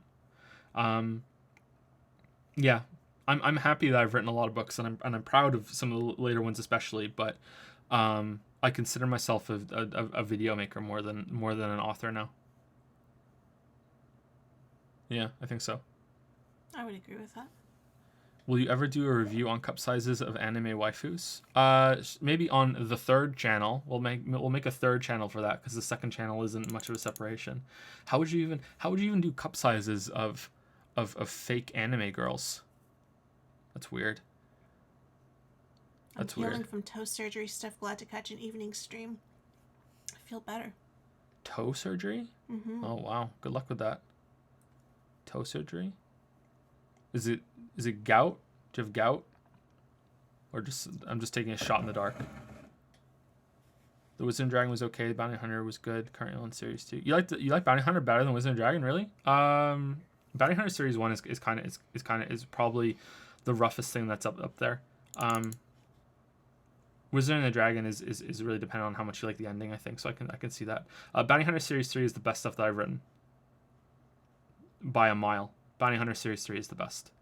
I'm really happy with Bounty Hunter series 3. I don't like sci-fi, and I actually enjoyed that. Do you have any other hobbies besides gaming and writing? I know you likely don't have much time for them now, but are there other things you enjoy doing? I used to enjoy going on long walks along the beach. No, just long walks. Our dogs were kind of a hobby. A lot of time goes to work and the kids now, though. Poor puppies. I try though. I like music. Everyone likes music. I'm not really into music that much though. In terms of as an enthusiast or anything, I just listen to a lot of music. Movies, I like movies and a lot of TV shows. I used to be into a lot of those, but I don't really have time anymore. No, but a lot of it comes back to money. That for the majority of our lives, or our adult lives, we haven't really ever had the opportunity to get into anything. And now that we have a little more, right now we're making a lot more money now than we ever did, but we don't feel that way because it's all going towards savings, because we want to move, we want to get into a house. And because we do online work, we can live pretty much anywhere that there's good internet access, so we don't need to be beholden to Toronto's crazy housing market. Although we'd like to stay in Toronto if we possibly could, but we'll see if that works. So even though there is a decent amount of money coming in now, or way more than we used to have, we still don't really have the opportunity to commit to any new things because we're trying to save for that, and because we have the kids. Me and Lily used to really like going out to eat a lot and going to restaurants and going to the movies. We like going to the movies, not just watching the movie, actually going to the cinema. We like going there and in the popcorn. Yeah, in the popcorn, and saying that was we used to like to go out. For a long time we couldn't afford it, and now that we probably could afford it, we can't because of the kids. So it is Is that irony? I don't know. Feels that way. Is that irony? I don't know. But yeah, there are some things that I'd like to get into, especially with the kids. I don't know if it's gonna be something like Dungeons and Dragons or Warhammer specifically. Is there a good alternative to Warhammer, or is Warhammer still the big dog that you want to get into? I like the idea of picking a project like that, like a model assembly kind of thing with the kids and getting into it. But yeah, that's it. Babysitter, yeah, we could get a babysitter, but we have a complex about that, about letting people look after our kids, and that's something we need to get over. I don't know if Lily will freely admit it, but I'll freely admit it that I'm way overprotective on that kind of thing, and I'm nervous as all hell to have someone look after our kids. Well, because we didn't really have anyone look after our kids ever, so. Yeah. Maybe if it had been a regular thing from the beginning, but it wasn't. Yeah. No one has ever looked after our kids. We have been in constant contact with our kids since they were born, which has been fantastic, and I wouldn't really change that. But we've gone this long, and no one has ever looked after our kids. But someone said, "Oh, the kids ruin lives." We wanted them. We still want them, but we chose to have them. Yeah. So we don't think that it's their fault that I can't go eat Oh popcorn. yeah, sorry, I'm not bitching about my kids. Absolutely not. Please don't take it that way. Please don't look at please don't please don't take it that way. Yeah, I should have clarified that. I don't want to come across like that. Anyway, take another Patreon question. Okay. Do I have a beard, Joe? I actually do have a beard right now. I haven't shaved since co-optional, or if you watch the Hat in Time stream, I haven't cut my hair or shaved since then. So I have a much bigger beard now than I did back then. I just had a little bit of stubble. I remember someone asked in the Hat in Time stream, how do you upkeep your beard? And I said, you're very generous calling it a beard. But yeah, I haven't shaved since then. I actually quite like it. It's keeping me warm when I go outside. It's getting colder now. A lot of snow. Yeah, I've almost a full beard right now. Do you like it, Lily? Yeah, it's okay. It's okay. A bit scruffy though. It's a bit scruffy. Bit scruffy? It's all right though.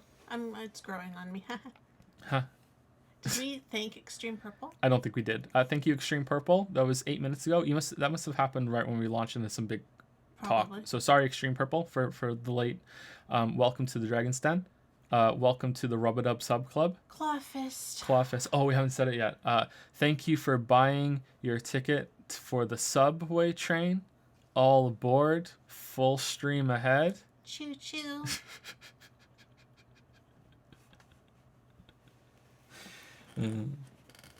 Beard. I have a beard. I have a weak chin. Probably because I also carry more weight in my face than I do everywhere else. So it makes me look like plumper than I am. Can we read this one before we lose it? Because we lost it like 4 times already. Which one? Can we read Cyber Colossus? Sure. So the beard kind of helps with that a little bit, I think. Currently in the kitchen of my hotel cooking breakfast for people, and it's a pleasure listening to you from my pocket. Much love and respect to you and Lily for doing these streams and sharing your honesty. Sorry we missed you so many times. I kept watching it scroll upward, and he was always answering a question, and we couldn't do it. Sorry, that happens a lot when we miss things. You're welcome, Cyber Colossus. Thank you for saying that. That was a nice comment. Thank you. Hopefully the breakfasts are going well. What kind of breakfasts? Breakfast food's pretty good. Yeah. What does chat think about breakfast food? Breakfast food's pretty good. Anyway, let's take the next question from Patreon. Hold on. Paul B says, "Hey Joe, Kant argued that animals aren't ethically considerable in and of themselves, but instead reflect what kind of a person you are. Basically, hurting an animal isn't wrong because he thought they can't feel pain. But since animals display signs of pain, anyone who hurts an animal is probably a shitty person. Do you think this argument, if valid, could apply to video game characters? Do you think that hurting a video game character that displays sufficient signs of pain could reflect a given person's moral character in any way? If so, do you think there are any games on the market that meet this criteria?" I remember reading this question. This is an interesting question. So,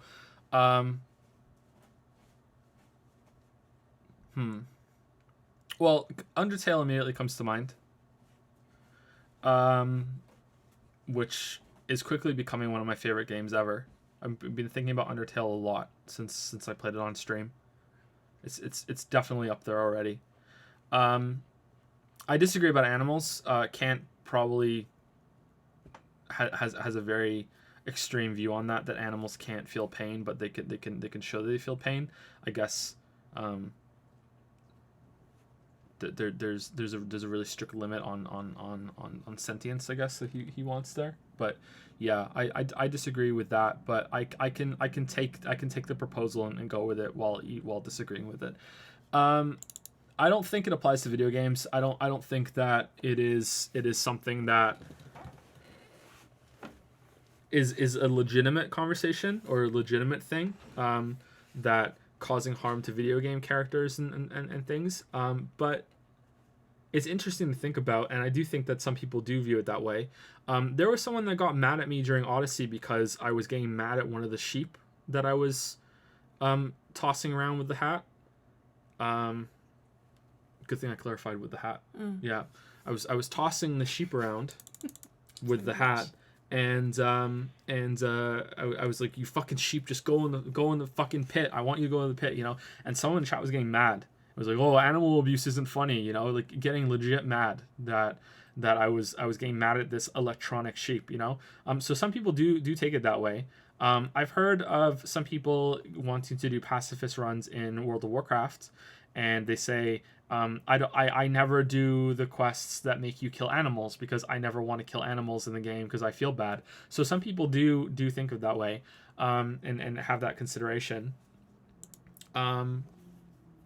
You know, and there's other weird things that people do without realizing it either. They start to think of their characters that they play as sort of like real people, that, oh, I need to, when I log off in the game, I need to make sure that I'm at a good resting spot, or I'm at an inn, so my character isn't just logged out in the middle of nowhere, and they're actually they're in a good place. You know, there's just a weird little kind of semi role play things that I don't think are actually role playing though. They're just little kind of things that people just find themselves slipping into. And that's kind of strange in kind of a cute way. But I don't know if it's a legitimate thing when it comes to what Kant was talking about with animals, because it's very different. What I think is more interesting is what Undertale does, which will be spoilers if we ever talk about it in a video, and it might be spoilers right now if you haven't played Undertale, so I'll try and be as vague as possible. Is that Undertale... So probably the opening line of the video if I make a video on it, so I'm hesitant to say it because I don't want to spoil it. Fuck it. Undertale isn't strictly speaking trying to be just a video game. Undertale is trying to be a portal to another world. And I don't mean that in the cringy kind of exaggeration, hyperbolic way of Undertale is such a great experience that it transports you into another world. That's not what I mean. What I mean is that it is trying to simulate an actual portal to another world, that you in order to get the game on the level that it's trying to do, it is trying to make you feel that you are actually in another real place, and that you are somehow being connected and transported from our world into this other world that actually exists and is legitimate, and you're supposed to take it seriously. That's what Undertale tries to do, and I think it succeeds as well, and that's why it toys with you, you know, with the game. I can't say it because it's gonna spoil it. That you're not supposed to just take things at face value, and it fucks with you, especially at the end of one of the playthroughs, your first playthrough. I want to be vague. What happens at the very very end, you know, but before the final fight, that it does something that might kind of make you go, wait, what happened there, and you might think that something broke. That's all I'll say. So it's supposed to make you feel that you are that these beings that you're fighting are real, and that this isn't just a game, and that you should be questioning your decisions, and you should be taking it a little more seriously, and you should be thoughtful, and that and it works on all levels. Because if you invest in it, and you meet the game halfway, you get this really enriching experience where you're like, holy shit, I'm reacting to the game in this way, and it's prepared for it, and it will be ready to interact with me on that same level. But if you ignore that part of the game, it still functions, because it calls you on that too. It realizes that you're not treating the game that way, and it works, and it also works no matter what order you do it in, too, and that's why I think there's so much strength in Undertale. Yeah, and that's the only game I think that's ever done that for me, ever. There's no other game that that ever that's ever done that. So that's the only game that I can think of that's relevant to the question. But I don't think with any other game really that there's any conversation to be there on the level that what Kant was talking about with animals and pain. Is it so therefore any discussion that is, can you judge someone's character from their actions in a game, becomes moot, because they're just gonna treat it as this game that doesn't mean anything, you know. If they were somehow, you know, if they were in a Bruce Almighty situation, and, you know, going from Undertale to Bruce fucking Almighty, and suddenly they have godlike powers, would they still treat the world that's real in the same way? I don't think so. Maybe a little bit at the start when they realize, when they don't fully realize that their actions have consequences, but I don't think so. I don't think people would treat the real world the same way that they would treat a video game. Although maybe someone who grew up with those powers, sort of like a Kilgrave situation from Jessica Jones. I think most people who if they were born with Kilgrave powers would become Kilgrave. I think, right? If you could just, I say something and everyone does it. I think if you grew up with that, I think that's how you would do it. But if you were suddenly, like, a video game just granted those powers, I think most people wouldn't be awful. But maybe I'm being naive. Yeah. What? You said moot. I said moot? What's wrong with moot? Friends flashback. Oh. It's a moot point? It's a moo point? It's a moot point. It doesn't matter. It's Cow's opinion. It's moo. And every time you say moot, and I want to laugh. Oh, friends, I miss you. I've seen a lot of people argue that games can cause us to change our attitudes in positive ways, much in the same way traditional media can. While I agree, I think that it is somewhat contradictory to believe this and to believe that games can encourage violence, misogyny, etc. Basically, some people seem to claim that games can affect us in positive ways and only positive ways, which seems like a case of trying to have your cake and eat it too. Do you think it's contradictory to believe games can influence us positively but never negatively? Yeah, it is. It's contradictory. Yep. That's a really tough question. Who asked it? What's the name of the person who asked it? I believe it's Paul. Paul? Yeah, it's Paul. Yeah, that's a really tough question, Paul B.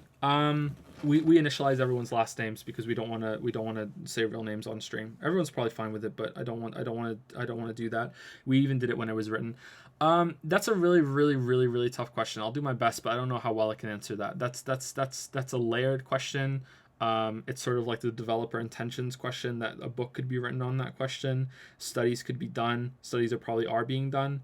Yeah, it's a bit contradictory. I think that there's a difference though when it comes to stuff that's physical, and I just want to preface what I'm about to say with a massive disclaimer that I have no idea what I'm talking about. I am just answering this question. I'm just spitballing. To answer this question, you would need a massive research grant and a team. So anyone who talks about this is just you know, thinking out loud, and you shouldn't take it super seriously. You can just discuss it. Do video games cause violence? No. Violence is a fundamentally physical thing, and there's a lot of anger there, and a lot of, you know, instinct that's there in violence. We are violent creatures. There's a lot of violence in our history. And I also don't know how I feel about the idea that video games can be an outlet for violence at the same time. Maybe. But to me, if there is a way to get a lot of aggression and violence out of in video games, then that would lead me to believe that maybe violence can be encouraged by video games, and I really don't believe that at all.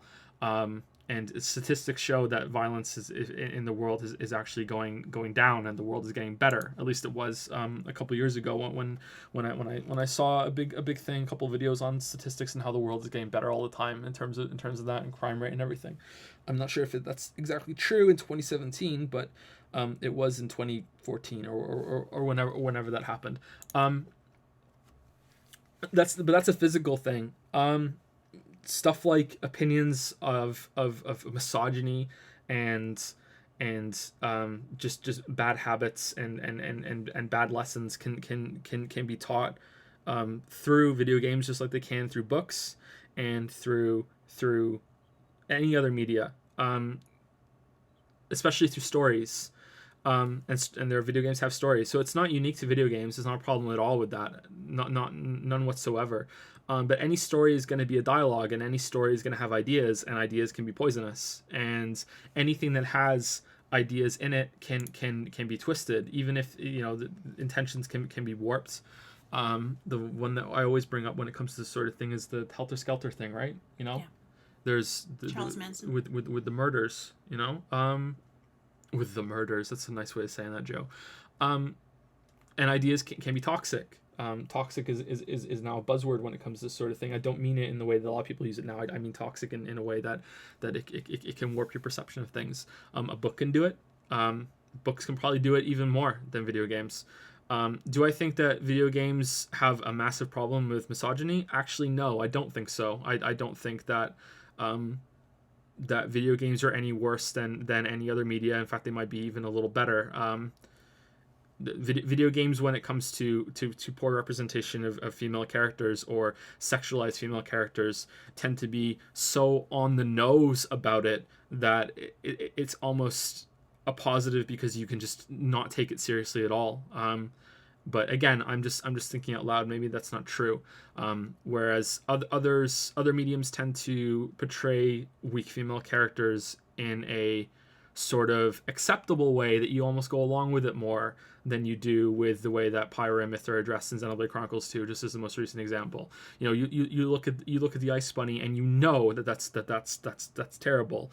Whereas a kind of really poor character in a book or a really poor character in a movie, you might not realize.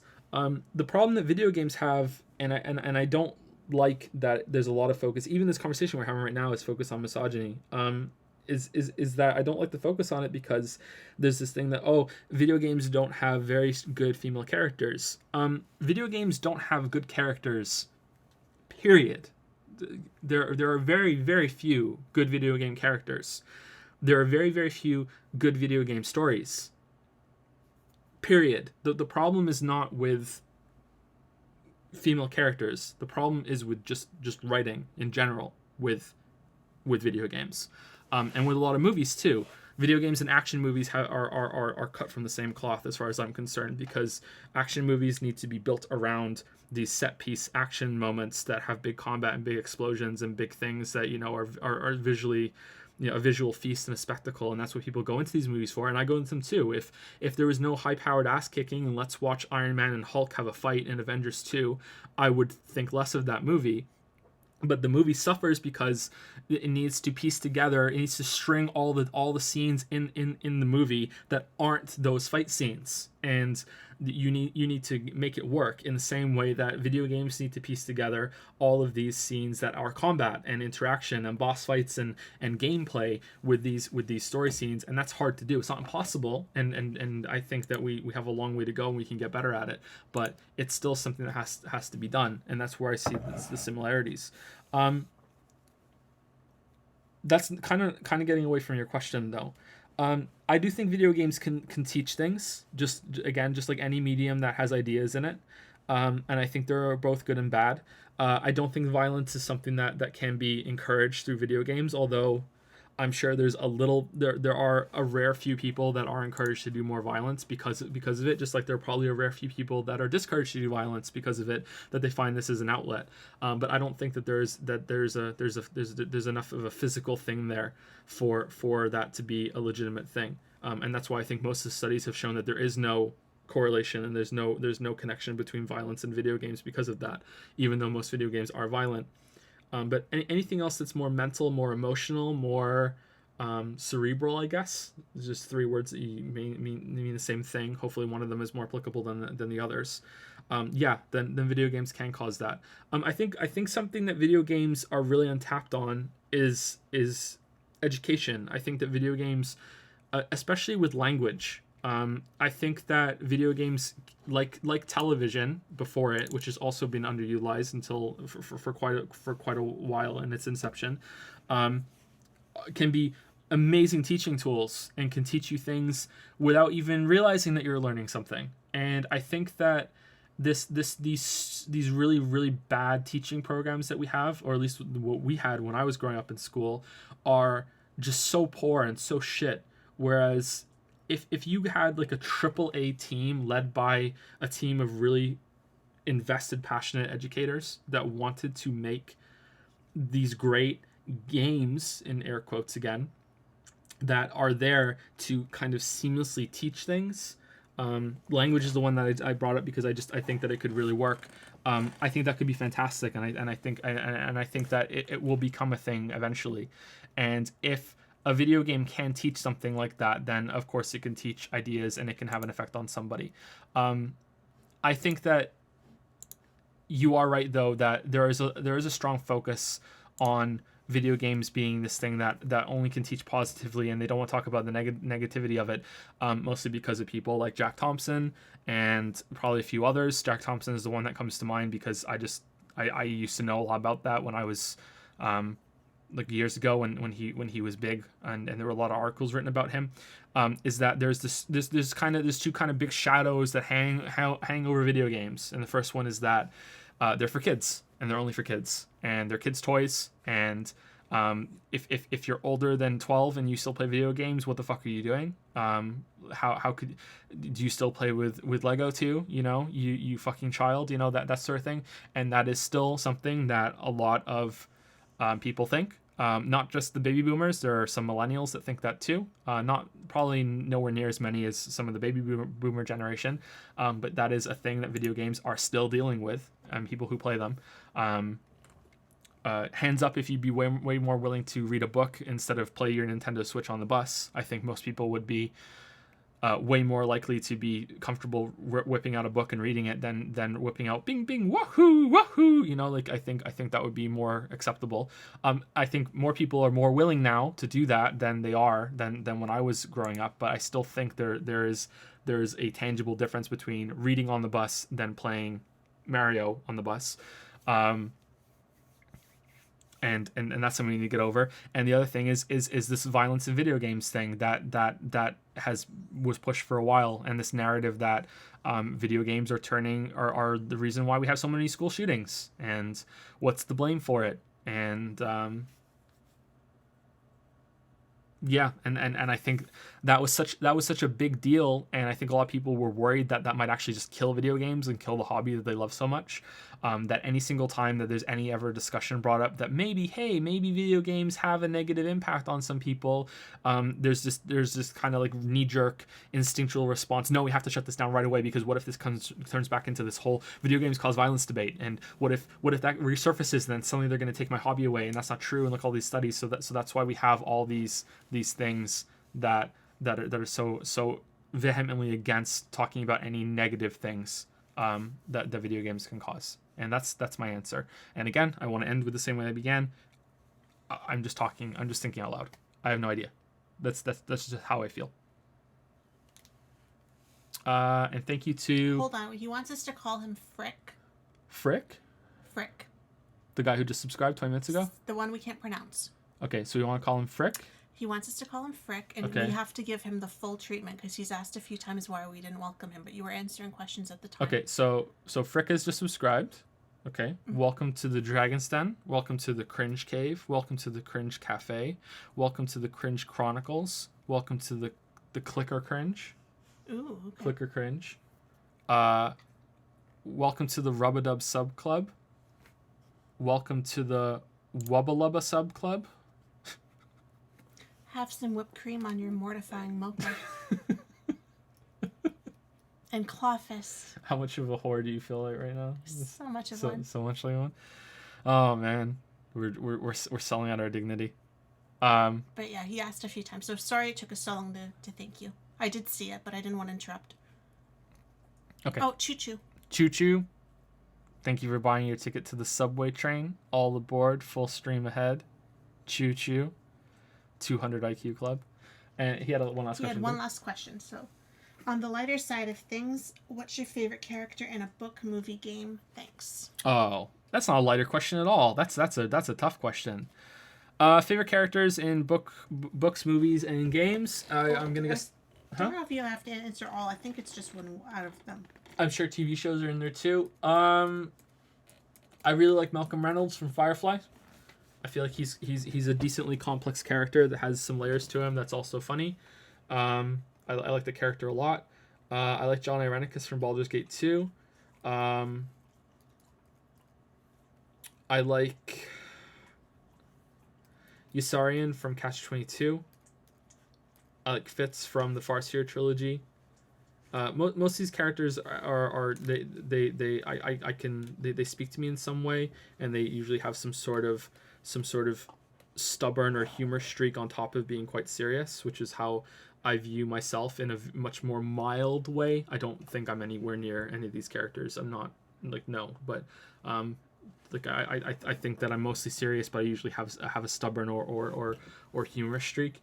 In the Wheel of Time series, it was actually what's her name? Wheel of Time. What are the characters? Wheel of Time characters. It was actually, who the fuck is the one that keeps tugging on her braid? Who keeps tugging on her braid? Elaine? Egwene? Nynaeve? Nynaeve. That's the one. I can never say her name. That's the one. That's the character that I related to the most in that. This very uncompromising. This is how I feel, and I'm not budging no matter what kind of loyalty to her. Yeah. I hate the braid tugging, but that's the one. That's the character that I related to the most. In that series. I don't think there are any big characters that I think of a lot in movies. I kind of view movies more as largely more plot driven than character driven, because they're so short compared to books, TV shows, and video games that you don't have time to sink into these characters. So I don't know, like when people say, oh, I really like Batman, do they like Batman's character? Do they like what he represents? Do they like it from one movie? Do they like it from multiple movies? There's so many different versions of Batman. Which one are you talking about? So I don't know if there are any really strong characters that are just really, really good in movies, apart from movies that are made about one character. So There Will Be Blood, with Plainview, right? That's his name. Very, very good character, very, very, very engrossing character, and you look at this guy's a really long chunk of this guy's life. That's interesting to me. But there aren't very movies that I watch that are like that. But maybe I'm just watching the bad movies. I'm not watching great movies for that sort of thing. So movies to me are more plot driven. Even like Fight Club, there's nobody that jumps out at you that you connected with, or you really. That's more plot than character driven to me. But yeah, that's somewhere in between, I think. Yeah. Because I'm trying to think now, and all the ones I'm coming up with are from like my more favorite movies there was somebody in the movie that I really enjoyed. It wasn't just the plot. There was a certain character that. Well, think your favorite movie is The Big Chill. So think of The Big Chill. Yeah, and who's your favorite character on The Big Chill? Nick. So Nick is your character. Nick's a good character. I agree. So Nick's William a good character. Hurt, for those who don't know. But is Nick's character something like he's not even in every scene? No. He's only in a couple scenes, and he has these good moments. So do you like him because of his attitude, or do you like him because he made you laugh and because he has this very cynical kind of outlook, and he talks like he's Eeyore? Both, probably. And he does. He talks like he's Eeyore, and both. Okay. Jeff Goldblum's character is really good in that one too. I like his character in that one. But see, he didn't. I found him almost a little bit annoying sometimes. I think he's supposed to be annoying. Yeah, he's annoying, but I can like annoying characters. But to me, I didn't really get to see a lot of these characters compared to a book where I'm just going to get this whole huge. Yeah, well, thing. it's a 2 hour. It's a 2 hour experience with them. That's all you get, right? It's not how many days it's going to take you to get through a book. Whereas there are books where I love John Irving books, but I would say that there's no single character in a John Irving book that I'm like, fuck yeah, I love that character. See, I've never felt because they're plot driven. Any of them. Those are plot driven books, but there is a lot of character development, but the characters are just there and for this thing. Whereas in TV shows, I really like Bohannon from Hell on Wheels. You know, I really like Nate from 6 Feet Under. I like almost everyone on 6 Feet Under. I like Dexter from Dexter on the first 4 seasons. You know, I really liked Hannah, Yvonne Strahovski's character. I like Yvonne Strahovski's character on Chuck as well. I like Chuck. You know, there's these big long things, and you get to really know this character, and you get to see them in all these different situations. You get to see how they react to it. Whereas in some books and a lot of movies, you just don't get that. So I think that's where but there's like the Bourne trilogy that I really like.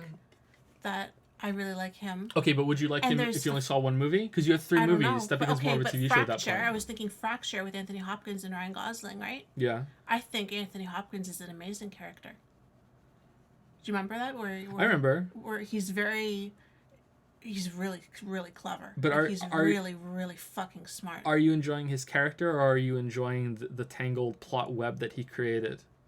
He's so I don't know. removed. He's so untouchable, his personality. He's very, nothing they do phases him. He doesn't give a shit. Are you guys talking about your favorite anime characters? Are we just an anime stream? Why do I have all these? Why am I an anime stream when I don't even watch anime? What the hell, guys? What the hell? Fuck, man. I like Nathan Drake from Uncharted. I really like Joel from Last of Us. I like Ellie as well. I like those 2 characters. I like Elena from Uncharted. I like Lara Croft in the new Tomb Raiders. But again, these are different on a different level than other mediums. There are very few well-written characters in all video games, unfortunately. But yeah, for video games, definitely those characters. I would say that Joel comes close to becoming a character that can stand with other mediums, and he's probably there, to be honest. But it's hard. It's more difficult to judge, I think. It just could be a personal thing too. You could be looking more at plot, and I could be looking more at the people. Yep, could be. So. Oh, 2B. Sorry. Yeah, 2B. 2B is the best character, and BT and 2B, the best ones. Okay, let's take a couple questions from chat, and then we'll go to the next question. Sorry, I hope that was okay. A good enough of an answer. I moved down already. Paul B. I hope that was good enough answers there. We'll take 2 or 3 questions from chat. Where do you find the motivation for not only making videos but starting games in general? I have so many ideas for videos I want to make and over 100 games I haven't played High New Vegas, but I can never get myself to do them. Yeah, it's a problem. Games are a big commitment. That's why I think as I get older, the more I'm enjoying not short games but shorter games, and big RPGs are a massive commitment, and it can be sort of a slog, especially at the beginning. Streaming helps a lot with that for me because I get to experience it in a different way, and I can get into them. But I definitely understand. Sometimes you just have to force yourself to do it, or just wait for the mood to strike you. Or if you're doing it for videos, maybe just treat it like work and just treat it like I have this designated game time, and whenever I'm gonna be sitting there during this time, I'm gonna play a game. It's weird to think because games are a leisure activity for a lot of people, but I think this just goes to show you the strength of and how evil it is of getting stuck in the social media loop, which is insidious and something that I think has to be taught in school now. And I think you can see a lot of the baby boomer generation getting stuck in it now too, because they didn't even grow up in it, and they're very susceptible to it if they do manage to get past the technological barrier that's there for a lot of them. And that is, you are just stuck on Facebook, stuck on Twitter, stuck on Reddit, stuck on 4chan, stuck on your news sites, and you're just flick between them. They're like channels on a TV, like that's you're stuck on them. Oh, do I have any notifications on Twitter? Oh, should I tweet something? Oh, did someone tweet? Oh, let me hit refresh on my homepage on Twitter. Did anyone like that? Did anyone comment? Did anyone send me a message? Did anyone friend me? Did anyone poke me? Did anyone do this? Is there a new news story? And there's so much shit there now that by the time, say you have a list of 10 things you like to check, by the time you're done with the 10th one, the first one might have something new.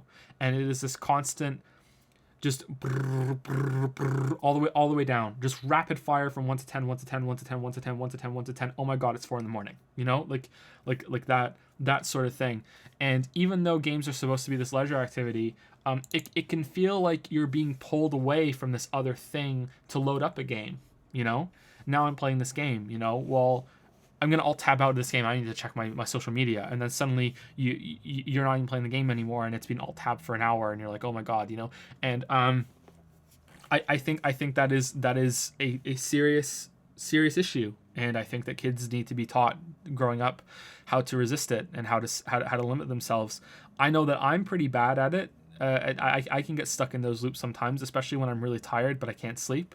I end up clicking between things, and it's really evil for me because I can justify it as work. You know, I'm interacting with other content creators. I'm interacting with my audience. I'm going to tweet something. I'm going to like this tweet. I'm going to respond to this comment. I'm going to respond to this message. I'm going to go on Discord. I'm going to talk to some people. You know, it is that I can justify that as work. Is it? Sometimes it is work, but other times I'm stuck in that loop. And I think, yeah, even the older generation, like I said, there are people in their 50s and 60s that, you know, you see out and they're just on their phone. Their phone is in their face like it's a VR headset. They're just on their phone, and you see it. It's scary how it happened. You know, when you know there was a couple of years there where it just transitioned from hardly anyone being on their phone when you're outside to now everyone's on their phone. You know, even they're stuck at a traffic light. You know, and waiting on the corner to cross the street, and they whip out their phone and they check something. You know, it's just. It's crazy, and it's awesome at the same time. It's really cool that we have access to all this stuff, but it is really distracting, and it is really dangerous, for in a kind of subtle way that you don't realize how much time you're wasting. I've gotten a lot better at it as time has gone by, but even I don't think I'm that great at it, and there are people that are way worse than me. So yeah, I think that's part of it. Humans are social creatures. They like well socialized. Yeah, exactly. And I don't know. I'm pretty old in terms of most people that watch my content and I interact with and make this sort of content. I'm 32, and I'm sure there's at least a couple people here that are older than me in chat right now, but probably not that much older. And you know, there are people now that are what in their 20s that when they grew up, they never had this experience where after school when they went home they didn't hear from their friends until the next day. You know, now they go home from school and they just continue the social experience of high school on Facebook and Twitter and Instagram and all this other shit. And you had to call them on the phone. Yeah. And then if your mom wanted to use the phone to make a call, you had to get off.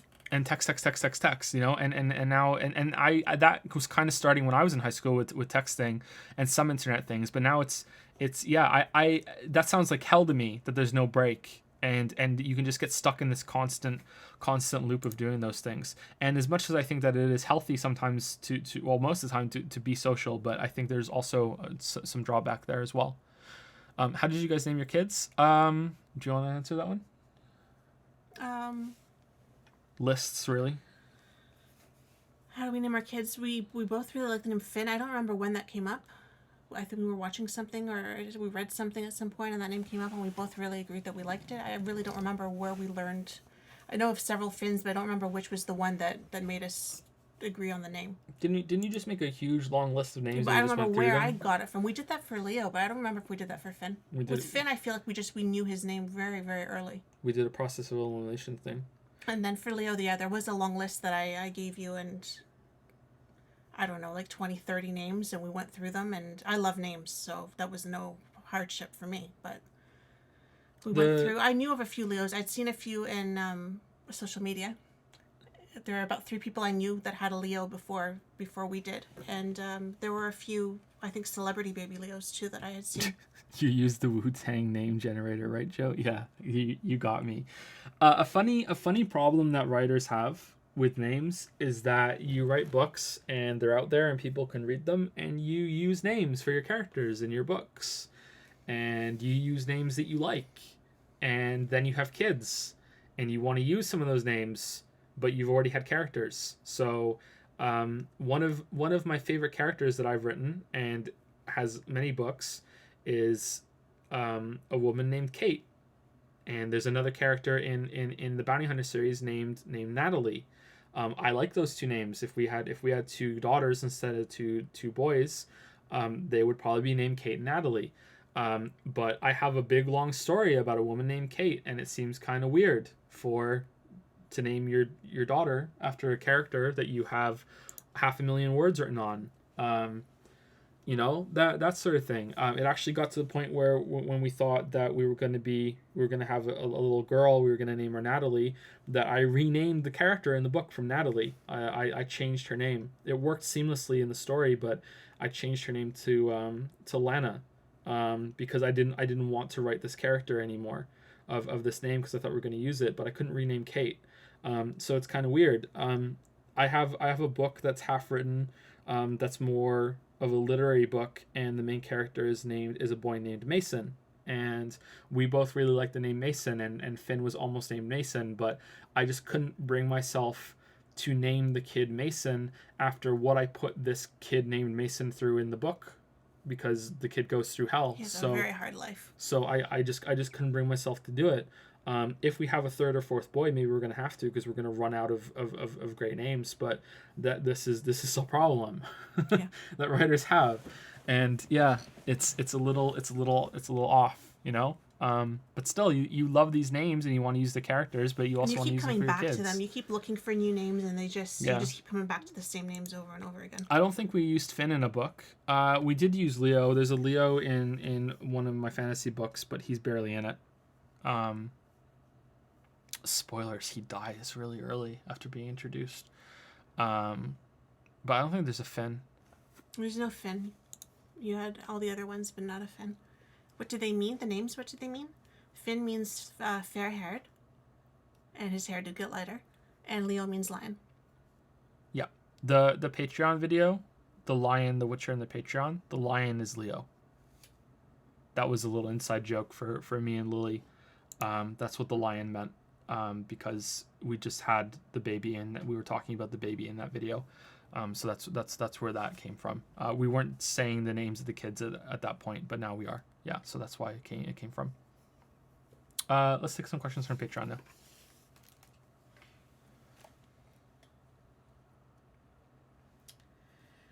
Athena's Helm 1 says, Yo, Athena's Helm. Some of these questions are multi-part, but can be broken down into yes, no, or long form depending on how they pique your fancy. Okay. Do you believe that a story should have equal parts plot and character development? We're just talking about that. Does it skew towards one of those develop a better story than if it was 50-50? Could be either video games or novels. Yeah, sorry to give you kind of what's going to be a cop-out answer, but it's all going to depend on the story. There are some stories that are going to be fantastic that are just more about plot, and there are going to be some stories that are fantastic that have very little plot and are all about characters. So it's all going to depend. I'm going to say that video games probably lend themselves more to characters because you're going to be stuck with the character for so long. But it depends on the game and what the story is trying to tell. Same for books, really. You're going to be stuck with this character for a long time. So you want to be invested in the character. You want there to be a lot of character development. There can be a lot of plot on top of that, but I feel like they're more essential for those two mediums. Meanwhile, in a movie or a TV show, despite there being a lot of time that you're stuck with the same characters, you can flip between different perspectives a lot easier. You can switch between different scenes a lot faster. The audience is going to understand very quickly. Now we're with a different character. Now we're over here. Now we're over there.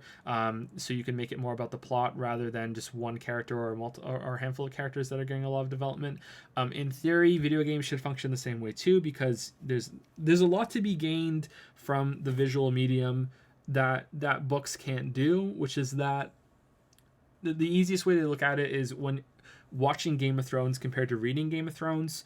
And when you read Game of Thrones, there are all these names you have to remember, and sometimes they're similar, and you're like, oh wait, who's this guy again? Who's that person again? I haven't read the book in a while, so now I'm lost and I can't remember what this guy's name is, what's his story. But when you watch Game of Thrones, you don't even have to remember their names, you just need to remember the actors' faces, and you're like, oh, it's that guy, I know who that guy is, he's the one that was over there. Oh, it's that guy, I know who that guy is, there we go. So there's that thing, and that can help with having more plot stories instead of plot development instead of character development, because you can switch from different perspectives and push the plot forward that isn't stuck with the same character. So in theory, that should work for video games too, because it's the same thing. There are visuals here. Here's this character. Here's that character. But I view it, and many others also do as well. Probably not a majority, but I think there's it's a significant amount of us believe that any time that a video game takes control away from you is a negative. Not in every game. There are some games that do it okay, that are fine, that need to take the interactivity away from you for a little bit to play a movie or whatever. But I view it that in most cases, when you take control away from the player, that's a flaw. And in that case, that means that it's now a problem with a book, because a book, every single time you switch scenes in a book, you have to be, okay, where are we? What does it look like? What time is it? How much of a time jump has there been? Are we in a house? Are we in an apartment? Are we, if it's sci-fi, are we on an alien world? Or are we underground? Are we on a spaceship? Are we even human? Are we alien? What's going on? Who are these people talking? What do they look like? What do they smell like? That takes a lot of time. You have to set it up. Not every book needs to do that. There's some styles that don't do that, but there's a lot of that you have to show about what's going on in the scene. And in a way, video games are the same, because you have to switch over to a different control when you're going to a different character. Does this character control in the same way? If so, how does that make sense? Do they control in a different way? How long are we going to be with this character? If you're going to switch my control over one character to another, it better be worth it, and we better be with this character for a little while. So now our focus is being split between two different characters, maybe even more than that, and that can work really, really well, but it's also kind of jarring, and it can be a little off-putting. So that's why I would say that even though video games share a lot with movies and TV shows, that they're similar to books in a lot of ways. What are you laughing at? What do they smell like?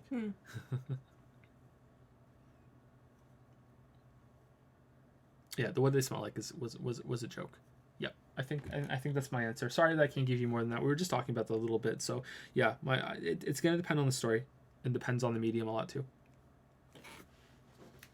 Asking this in the wake of Xenoblade Chronicles 2, do you watch anime? If not, why not? If yes, do you have any favorites? I don't watch anime. I tried a little bit when I was a teenager.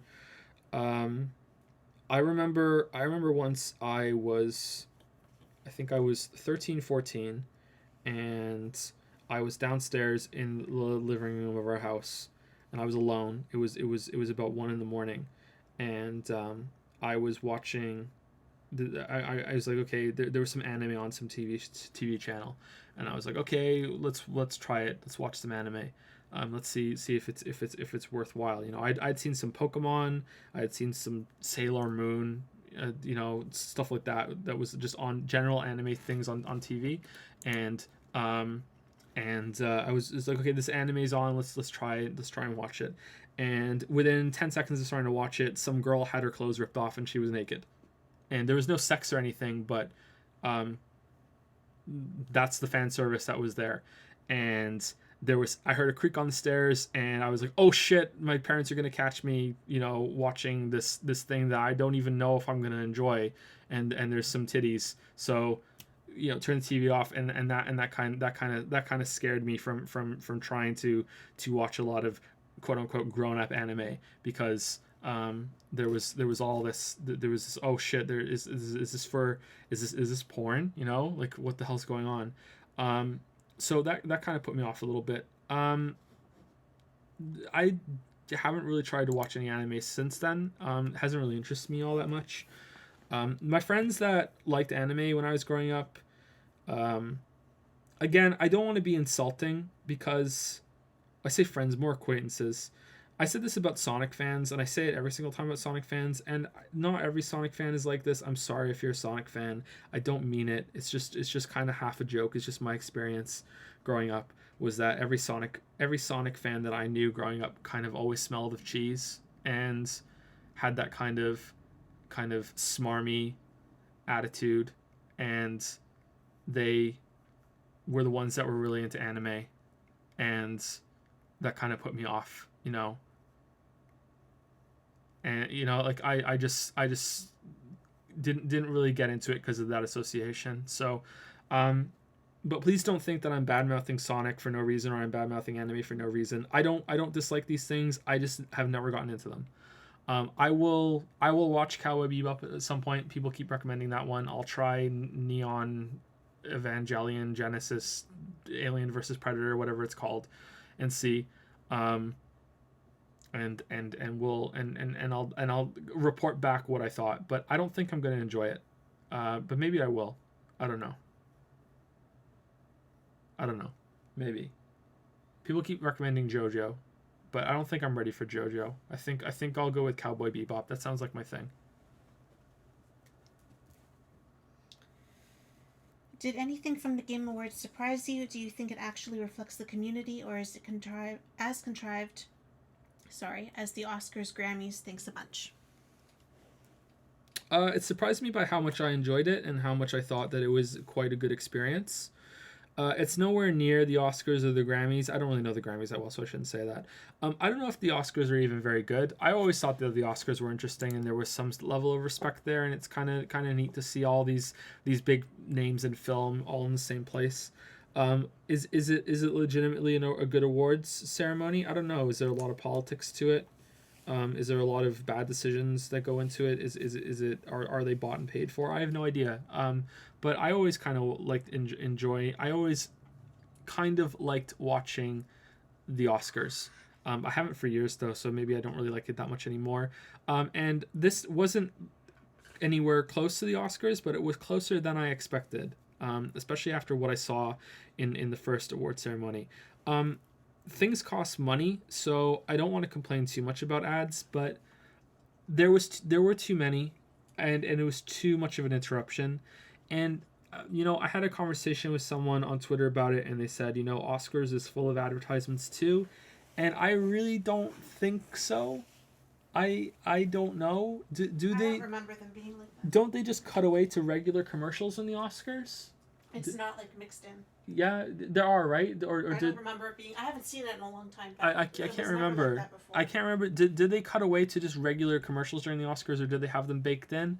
Because I don't know. The fact that it was baked in might kind of made the thing feel very like a shill show for a lot of things. And here's all the eBay, and here's all the Warframe stuff, and maybe that's just the format because it's not being broadcast on television where they can do regular scheduled ad breaks, but they did those two anyway. You know what I mean? They did both. There were times where it cut away and it just showed some ads, and then there were other times where there were presenters in backstage saying stuff, and I think that maybe they should have just had just the cutaway to the ads and not had the presenters doing stuff. I really don't remember the Oscars having that many advertisements. I really don't think so. And that put me off. That made me feel like the whole thing was kind of less legitimate. But maybe that's not fair. Yeah, the big surprise for me was not so much the awards, although one award did surprise me. Was that that there were a lot of game announcements there, and that From Software announced whatever that is. And then I made that joke, that VatiVidya just put on a huge pot of coffee and is about to and just canceled all of his plans to get a video out, and then it happened. He actually did. I was kidding, and it actually happened. I was so happy. Mandalore linked me the video the next day and was like, look, he actually did it. And there was this big long speculation video about the 4-second trailer from Software. So that was really entertaining. Yeah, but the big one that surprised me was that Super Mario Odyssey didn't win Game of the Year. I thought it was gonna win, and it didn't. So I was really happy that it didn't, because Breath of the Wild isn't my Game of the Year, but it's in my top 5, and Odyssey wouldn't even be in my top 20 for the year. So yeah, it was that surprised me because I thought for sure that it was going to win. I think Hellblade winning and Edith Finch winning, I felt that it was that I agreed with a lot of the winners, and I guess maybe I didn't think that was going to be the case. So yeah, that's all I can say about the award ceremony. Next question from Patreon.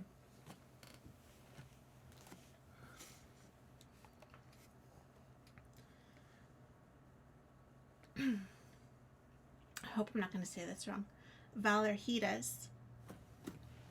Oh, Valerhidas? was there only 2 questions? For the Yeah, last we're person? done the other one. This is a new person. Are you sure?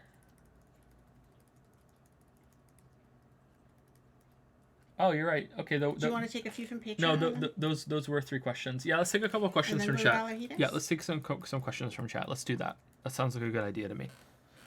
Did you ever have other jobs outside of writing before your channel took off? I had a bunch of odd jobs. I worked at a warehouse for a bit. I worked for a doctor for almost as long. I did a lot of online web work, a lot of technical writing stuff, that sort of thing, before writing. I didn't really have any jobs when I was a teenager in high school. My parents wouldn't allow it. I probably could have fought against that, but they wanted me to focus on school. They were pretty strong about that. I think my mom had this scheme plan for me to. She always wanted me to be a lawyer. She kept pushing me, be a lawyer, focus on school, be a lawyer. I think she wanted me to be a lawyer so I could just take care of her for the rest of her life. I thought you were just going to say, leave it at that. I thought she just wanted me to be a lawyer. You didn't get that right from. I don't know. Yeah. Yeah, so I didn't have any jobs when I was a teenager. I wish I had. Yeah, but no big jobs. I had to drop out of university for a couple of reasons. Right when I started going to university, my parents got divorced and my dad went back to Britain and I was stuck with my mom. And I said that I've hinted at this story a bunch, so I should probably say it. It's not that interesting though, so please don't think it's all that interesting. But yeah, I dropped out of university because my mom and dad got a divorce. It was like the second divorce that they got really from each other. They were separated before and then they got back together because they're idiots. My mom's dead now, by the way. So sometimes I'm gonna talk about my mom in the past tense. She died a few years ago. And when my dad left. And I never spoke to him again after that, or I never saw him again. I spoke to him on the phone maybe once or twice after that, but I never saw him again after that.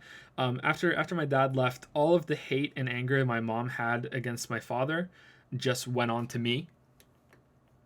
So for whatever reason, looking back and now that I'm older and I understand more about how the world works and how people work, and I'm like I was a kid, I was so young.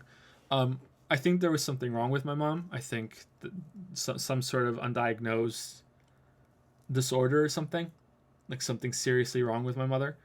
My mother was the kind of person that I remember once we went to New York City, and my mom, we were walking down New York City, downtown. It was the first time we'd ever been there. And only time we'd ever been there. And we were walking down. It was raining, and my mom was a heavy smoker, and she was smoking.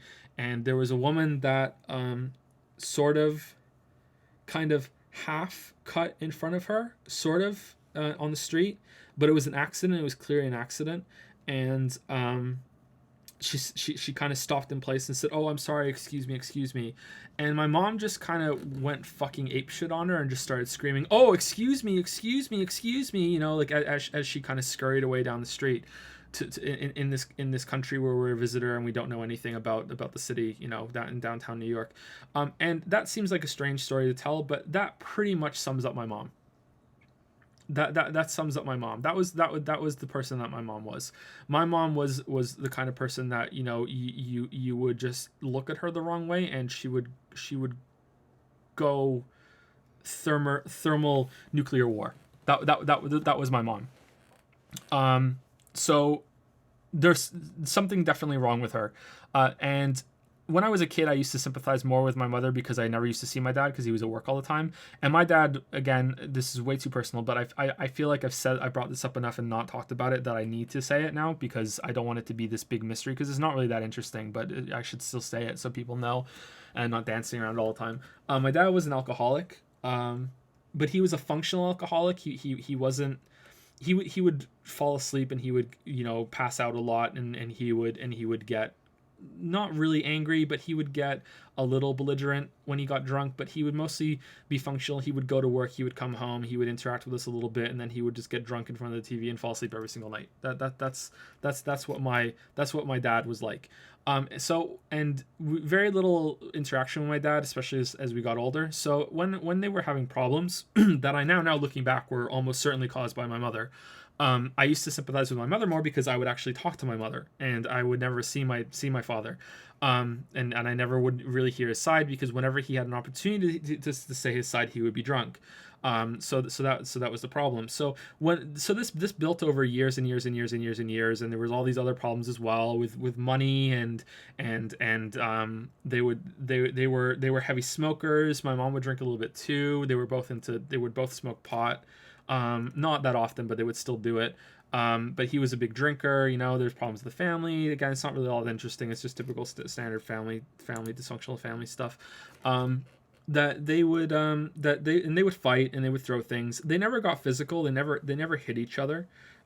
One time my dad hit my mom, but that was only once. Still completely unacceptable. But he was hungover, and he was sleeping on the couch because they had a fight the night before, and she was pretty much just kind of just shaking him awake and just constantly in his face, and he kept saying, leave me alone, I'm trying to sleep, and she just wouldn't leave him alone, and he just got up and just slapped her across the face. That was the only time he ever hit my mom, and I remember seeing that when I was a kid, and that really was like, oh fuck. They would hit us, they would hit me and my sister, but they wouldn't hit each other typically. They didn't really hit my sister.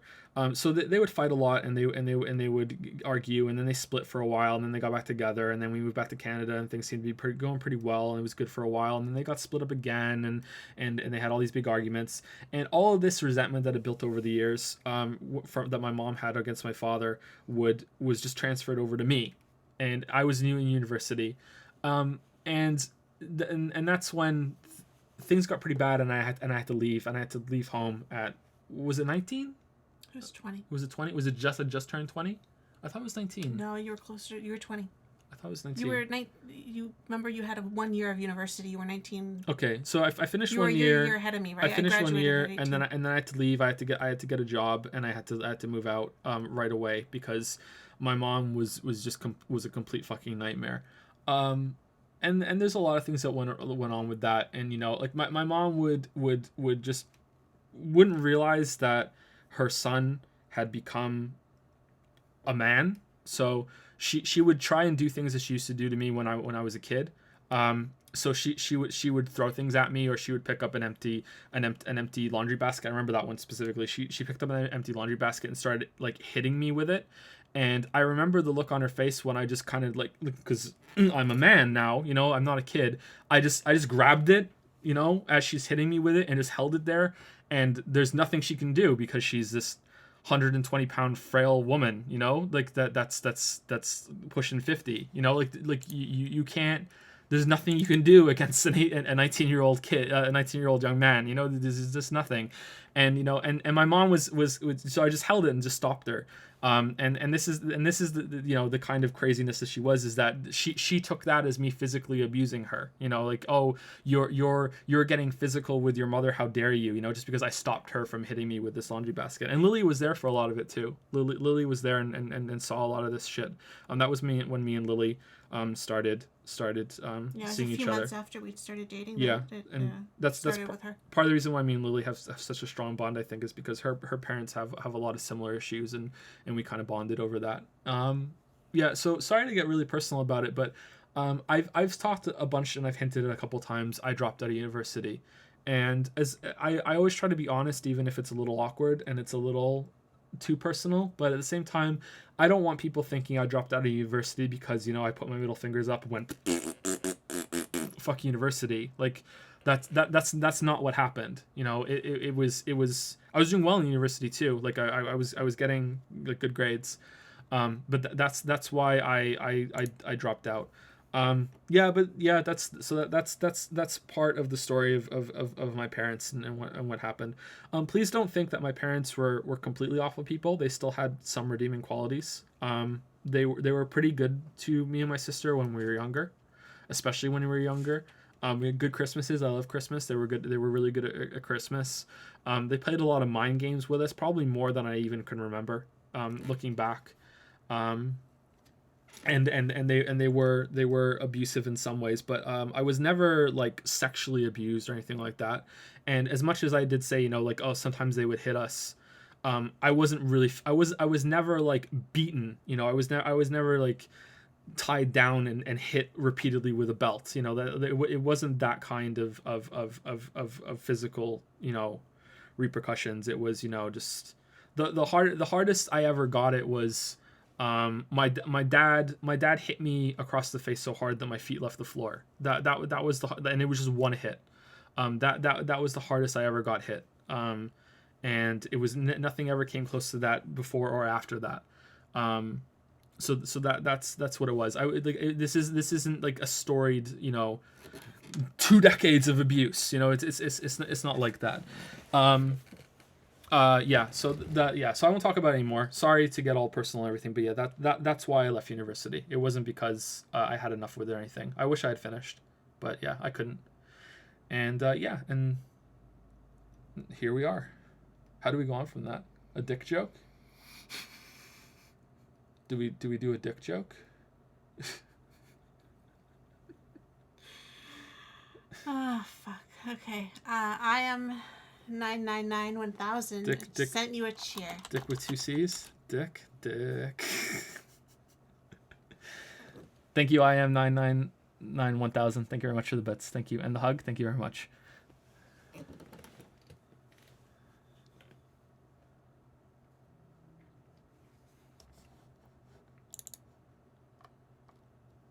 Let's take a question from Patreon after that. Let's go back to the Patreon questions. I'm sorry if that was awkward, everyone. I'll stop apologizing now. I'm sorry. Oh, let's answer this question. I've seen this caught up a couple times. Sorry. Earl1995. What do you make of the fact that you have greatly differing opinions in the vast majority of reviewers about certain games, e.g. Odyssey? Do you think it stems from problems with the games review industry, or do you think subjective opinions of quality can really vary that greatly? Okay, so yeah, question. Subjective opinions on quality can vary that greatly. Yes, absolutely. But when it comes with Breath of the Wild and an Odyssey, more Odyssey than Breath of the Wild. I don't know. Like someone was very critical about this opinion on me recently, and it's made me question a little bit because usually whenever I get feedback, I try and consider it every single time. I just think it's hype. I think that reviewers are people, obviously. I know it's a great surprise, right? Reviewers are people, and they get hyped as well as anybody else does, and they get to play the game early, and they get to play and for a little while, maybe even a couple of weeks early, they are part of this secret exclusive club that they get to sit there and be like, ooh, we are one of only a couple hundred people on the planet that get to play this game right now, and oh, it's so much hype, and it's a return of Mario, and we played this game when we were kids, and oh my god, and it's going to be a huge thing. It's Nintendo's year of the Switch, and oh my god, it's going to be so good, and this is going to be so great, and it that feeds into it, and that's part of it, and I don't mean it in a bad way either. That is just something that happens, and I'm pretty sure in the past I've been subjected to that as well. That and hype gets into something, and that makes you enjoy something even more, and it's this big feedback loop of everything. And the big proof that I can point to on that is look at how many great reviews Skyward Sword had when it came out. Look at Skyward Sword. Look at Dark Souls 2. Look at those two games. Look at how much hype and expectations played into how people reviewed those games when they first came out. Is Skyward Sword a good game? Absolutely. Is Dark Souls 2 a good game? Absolutely. Well, I haven't played Skyward Sword. I'm assuming it's a good game. They must be good games, Like, are they amazing games? I don't know. Are they? Did they deserve the scores that they got when those reviews first came out? According to how people view those games now, no, they don't. Like so, and so why are those up there? Well, because of hype. Because people are measuring how much expectations and how much anticipation is on top of the game itself. You had that person, that interview with someone who worked at IGN or GameSpot, I can't remember who it was, and they were sitting around in a podcast format, and they were talking about how they're kind of nervous about criticizing Andromeda because BioWare is a huge company and has such as a huge following and has a might have a big fan backlash if they're critical of it. That is a factor, and it really shouldn't be. It's weird that I was reading an article recently about The Last Jedi, and by recently I mean last night, and how they say that in film usually the critical reception of so critics, official in air quotes, official critics in film usually score films lower than audiences do. That's the typical trend, and that's how it should be, because critics should be more particular. They should be more critical. That's what they do, the critics. Like, critics aren't always negative, but that's what they do, and that's standard. And they were saying that it's atypical that Last Jedi is getting better reviews from critics than it is getting from audiences. I haven't seen Last Jedi, so I don't know what's going on there, but that's what they were saying. They're saying this is unusual. It's not unheard of, but it's unusual. And really think about video games and look, and in my experience, again, this is just off the top of my head, when I look at Metacritic and when I look at reviews, if the game is a new series, and typically if it's good and it's a new series, typically the audience score will be higher than the critic score. But if it's a long established series, typically the audience score will be lower than the critic score. So that shows me that there's something very different, not essentially wrong. It doesn't have to be wrong. It doesn't mean it's wrong, necessarily wrong, but it shows me that there's something very different between the critics in the film industry than there is with the critics of the video game industry. And that's, and maybe there's something there. Maybe there's some answers there. My opinion differs quite a lot from a lot of people on Odyssey, but for the most part, I think I'm usually around the same as most critics on most games. There are some games that I disagree with quite a lot. I think I'm pretty good at recognizing when it's just something that I just don't take to, though. I think I've been really fair with Xenoblade Chronicles 2.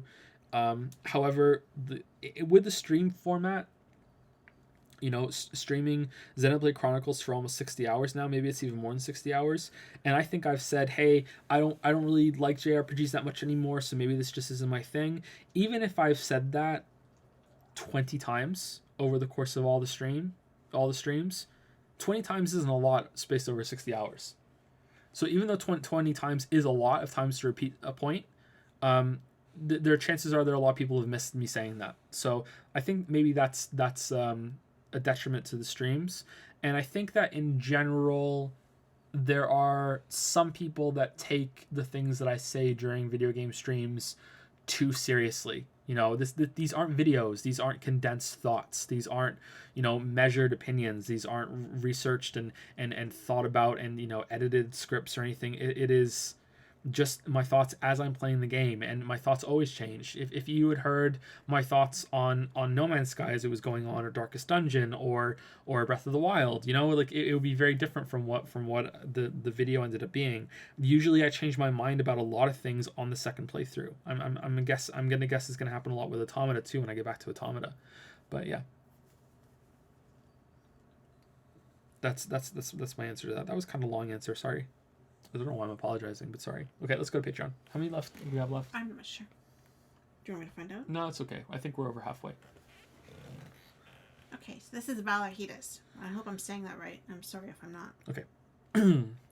Hey Joe, I was rewatching your Breath of the Wild video because of the Game Awards, and because I will be getting to play it over the next few weeks. In the video you mentioned the conflict of developer intentions, and the responsibility players have to make games enjoyable for themselves, and whether there is a right or wrong way to play the game. Would you be able to elaborate on this?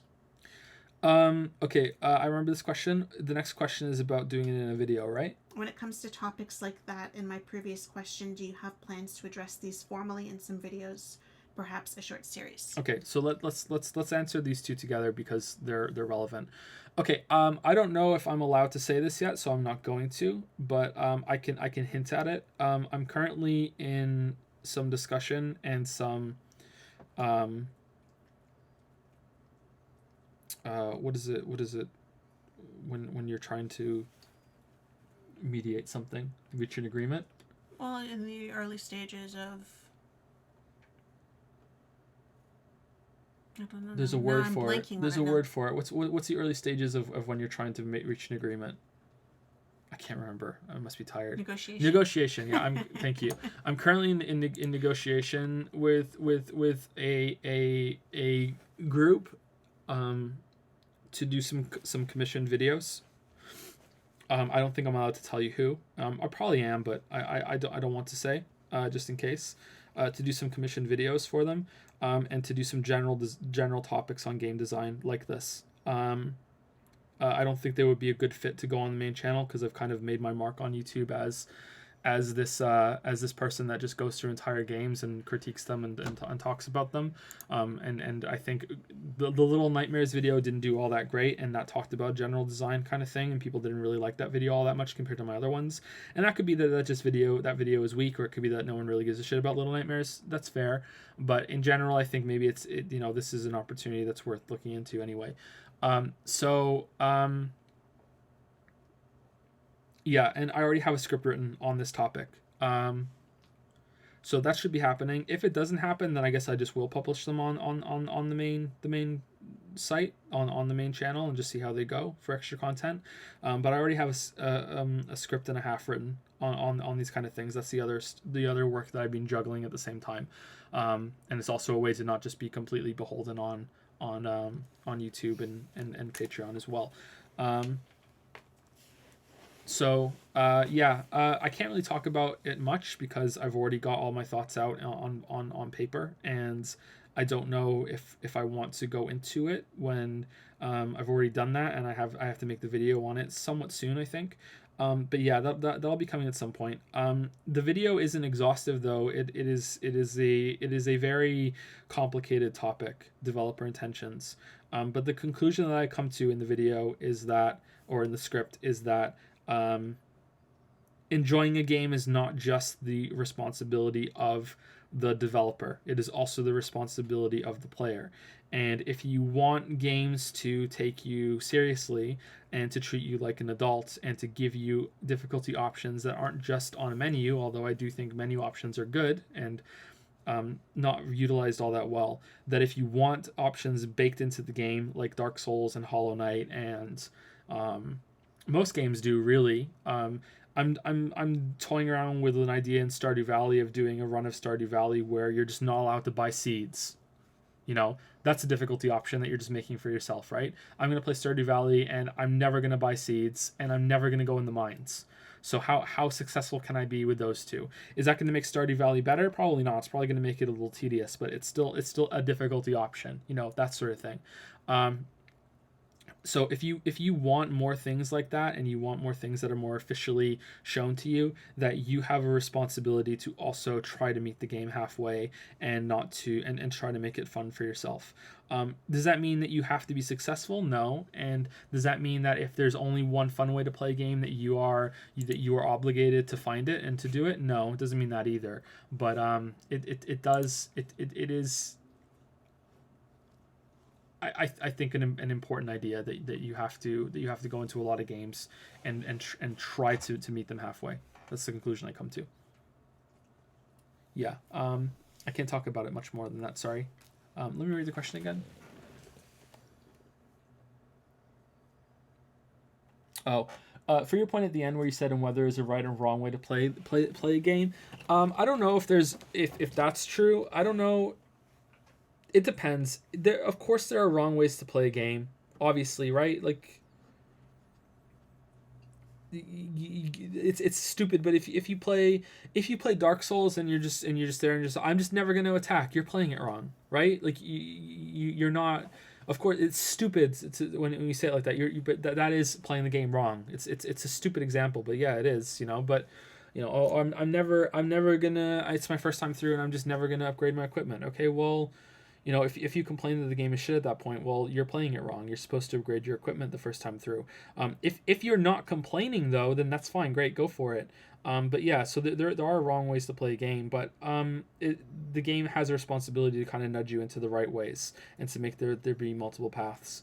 This is where it gets complicated. Some people are accusing me right now of playing Xenoblade Chronicles 2 wrong. I don't think so. If you're not really complaining, or if you are not struggling, you know, if you're able to get through it and it's fine, I don't think that you're playing the game wrong. But yeah, it's very, very, very, very complicated, the whole question. I think maybe one book isn't enough. Yeah, but sorry, I can't talk more. Hopefully the video will be out soon and we can discuss it then. I am nearing the end of Catch 22 and can't recall anything in the recent years that has had me laughing so much. Wow. Can you give some book recommendations that could be random and of any genre? Cool. I'm glad that you're liking Catch 22 so much. That is definitely my favorite book. I love that book. Yeah, it's really funny. The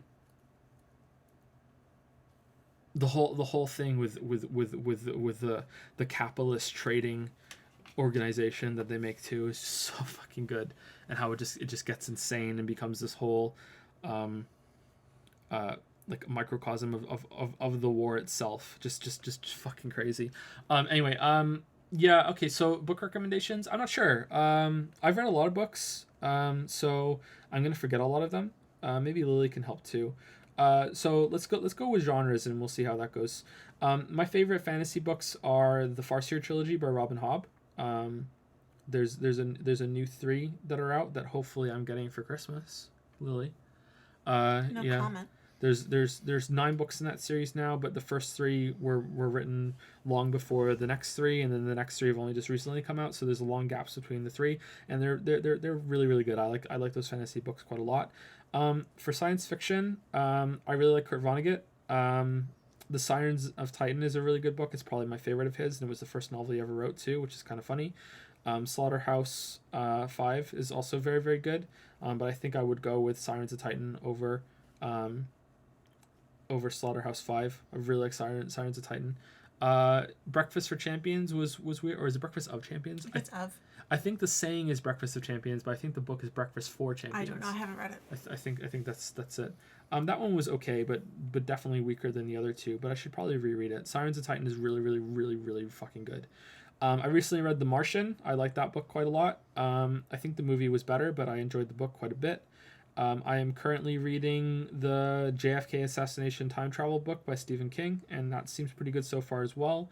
I'm not the biggest Stephen King fan, but I do like quite a lot of his books that I've read.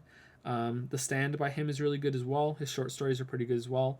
But The Stand is really good, but it's quite long and it's a little dry at times. But that's a good book if you can get into it. I like Carrie. Carrie's my favorite. Carrie is Lily's favorite. I haven't read Carrie. I should probably read Carrie. The Road by Cormac McCarthy is really good. That's the only book of his that I've read, unfortunately. And there are a bunch of kind of classics and Dickensian books like that. John Irving is very Dickensian. I like Great Expectations. That's a really good book if you haven't read Great Expectations. World According to Garp is probably my favorite of John Irving. I think Lily prefers A Prayer for Owen Meany, Yeah, right? I think that's still my favorite of his. That's your favorite? A Widow for 1 Year was really, really good as well. I think that's probably my number 2. It might be better than The World According to Garp. I don't know. I'd have to reread them again, but I really like those books a lot. And Gone Girl. Gone Girl, this is my new favorite book. I read Mystic Gone River Girl. is my second favorite book. Gone Girl was really good. I liked it a lot. If you, for whatever reason, you don't want to read it, watch the movie. The movie is almost as good. It's really faithful to it. It's really, really good. I would recommend it. Don't be put off by the title. It is I don't know if anyone would be, but Gone Girl was very, very, very, very good. Someone in chat is asking, have I ever read House of Leaves? Yes, I have. House of Leaves is a weird book.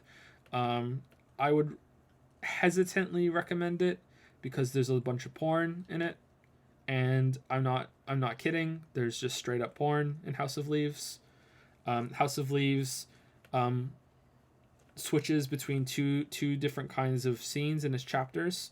It switches between a story that is about a house that is bigger on the inside than it is on the outside, and that's all I'll say. That's the main hook of the house. And the other scenes are the narrator fucking a bunch of girls, and it is explicitly said what he's doing with them, and is pretty much porn. Does it have a point? Yes, it has a point. It's not just porn for the sake of porn, but at the same time, it was very off-putting when I first read it. Fight Club, the book, is very good, and it's different than the movie. So if you like the movie, I would suggest reading the book. Fight Club is very, very good. God, I'm trying to think now. Dirk Gently's Holistic Detective Agency is one of my favorite science fiction books. That's very, very good. It's quite funny as well. That's by Douglas Adams. I haven't read Hitchhiker's Guide. I will be shocked if Hitchhiker's Guide ends up being better than Dirk Gently's Holistic Detective Agency, though. I would highly recommend that book. Have I read Ready Player One? No, I haven't. I haven't read that book. The movie trailer looked really weird. I wasn't really that taken by it, unfortunately. What else? There's so many books I'm probably forgetting. I'm not going to recommend any James Joyce. If you want to read James Joyce, you've already read James Joyce. We haven't read Brandon Sanderson. No, I haven't I read like Brandon Anne Rice Sanderson. if you like the vampire witch thing. I like witches, so The Witching Hour is one of my favorites. Interview with the Vampire is pretty good. Empire Lestat. I'd like to read some Brandon Sanderson. I have a bunch of books stacked up on my dresser right now that I need to get to. I got some books that I've always wanted to read. Old Man's War, stuff like that, and I want to get to them. Yeah, okay, I think that's enough book recommendations, right?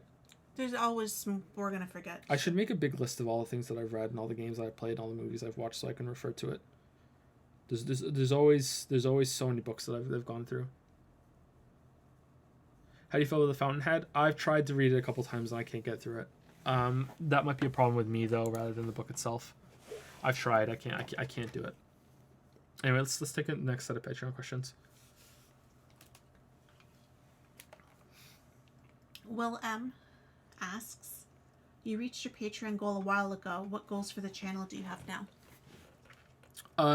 On Patreon, you mean? Or just goals for the channel in general? I don't have any really lofty goals for anything. I never thought that Patreon would get that high. And I think I forget sometimes that it got that high. It's kind of unbelievable to me still that it got that high and it's staying that high. And it's even compared to other patrons, like there are others that are way higher than me. But still, like it's crazy to me that it's as high as it is.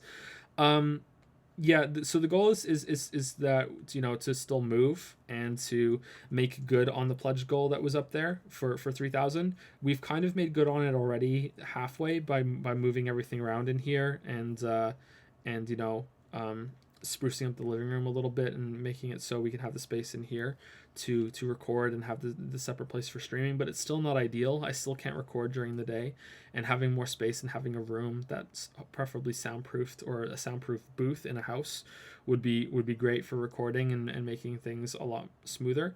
But yeah, there's no long-term goals now apart from just getting as much content out as possible that's as high quality as possible. We're focusing more on quality than quantity a lot lately, and I think that's for the best. And I think I would like to transition into only doing long videos instead of trying to do a lot of short videos between the long ones. Something else I want to work on is not doing what I'm doing with Odyssey right now, which is playing a game and then just deciding that I'm just going to drop everything and cancel all other projects and just focus on something out of the blue like that. It didn't work. I had to go back and do other projects, even though I tried to focus on Odyssey a lot more in the meantime. But yeah, I probably want to avoid doing that from now on. It's not a good way of doing things because it's not efficient and it delays whatever video I was working on before. But I try to make it so I can get the video out somewhat when the topic is still, you know, relevant, and I think it still will be. But it's still, you know, it's almost 2 months since the game came out, you know, and for a video of this size and depth, yeah, okay, that's fine. But I wish I could you know, be faster at it.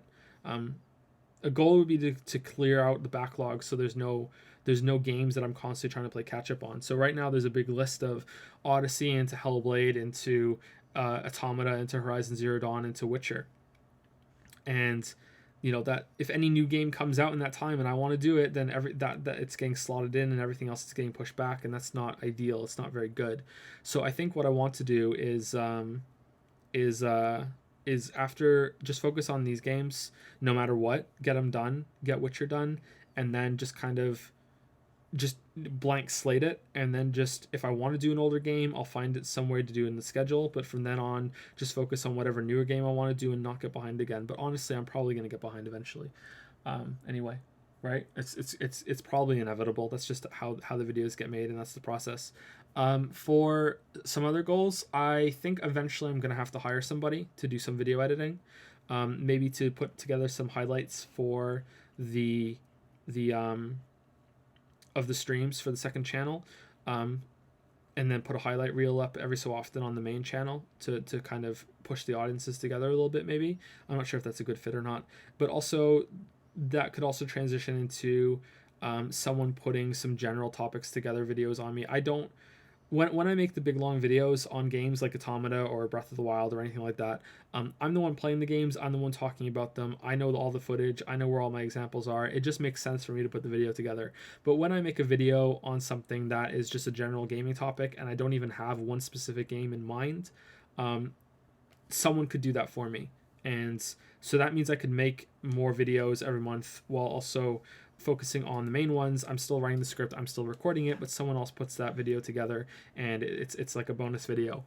So that sort of thing. So I don't know. We'll see, but that's a long way ways. The big lofty goal is eventually, probably 5 years from now, I'm guessing, at the earliest, maybe it might even be longer than that, it might be pushing 40 when this happens, is to make a game. Is to transfer over to video game development. I would like to make a game. I think that would be fun. I don't think it's gonna be very good, but yeah, that would be a goal. But that's not really a channel goal. So yeah. As a writer, would you personally be disappointed if a character you had written was received in a manner that you didn't intend? For example, writing a purposefully aloof yet cool guy that was instead seen to be a douche. Yeah, I think I would be disappointed. I think that I would be, sad that I failed, because it is a failure. I wanted the character to be received in this way, and it's not. So that means that I failed. Even if the way that they're received, it turns out to be a net positive, or it turns out to be pretty good, or it's funny, or whatever, like it's unintentionally good. That's fine and that's great and everything, but it's still a failure. You still didn't communicate your ideas effectively. So I think I would be disappointed. Yeah. I don't think I can say more on that. I don't think there's no examples I can give of that ever happening or anything that I've noticed about that happening. Maybe some people misunderstand Holden and Catcher in the Rye. They think he's meant to be this respectable character, and they end up, I don't like this character, and it's kind of like, yeah, that's the point. You're not really supposed to like him all that much. You're not supposed to hate him, but you're not really supposed to be taken all that much by him, and you're supposed to start thinking about his bullshit. So yeah, I don't know. Yeah, I think I would be upset. Yeah, I think I would be disappointed.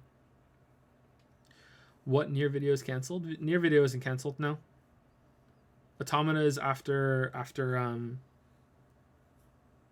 Hellblade. After Hellblade. Hellblade will be a shorter video, and then I'm going to be working on Automata. Yeah, it's probably going to be in February now, I think. Yeah. Okay, sorry to interrupt your questions, Willon. Yep. Okay, what's the next one? Sorry, I can give you a longer answer on that. Yes, I would be disappointed. Yeah.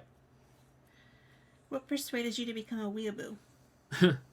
Thanks for the awesome content and for uploading the streams. I can't ever sync up my responsibilities with Twitch, so I appreciate it. If you want to watch some very non-anime anime, I would recommend Cowboy Bebop, the all too common response for a start, then Neon Genesis Evangelion. I think it's Evangelion, yeah. For some psychological character depth, and finally Space Dandy, because it is the best anime and makes me weep openly when oh no, I'm crying again. Love the channel. What? Yeah, I guess I'm a weeaboo now. I'm out of the weeaboo closet. No. Yeah, I'll probably watch some of them. We were speaking about this earlier. Yeah, Cowboy Bebop sounds like something I could be taken to. I think I would enjoy Cowboy Bebop. Unfortunately, again, I'm sorry, Willem. I can't really give you an in-depth answer to this one because I just haven't watched enough anime. But yeah, I would like to watch Cowboy Bebop, and I think Death Note sounds interesting.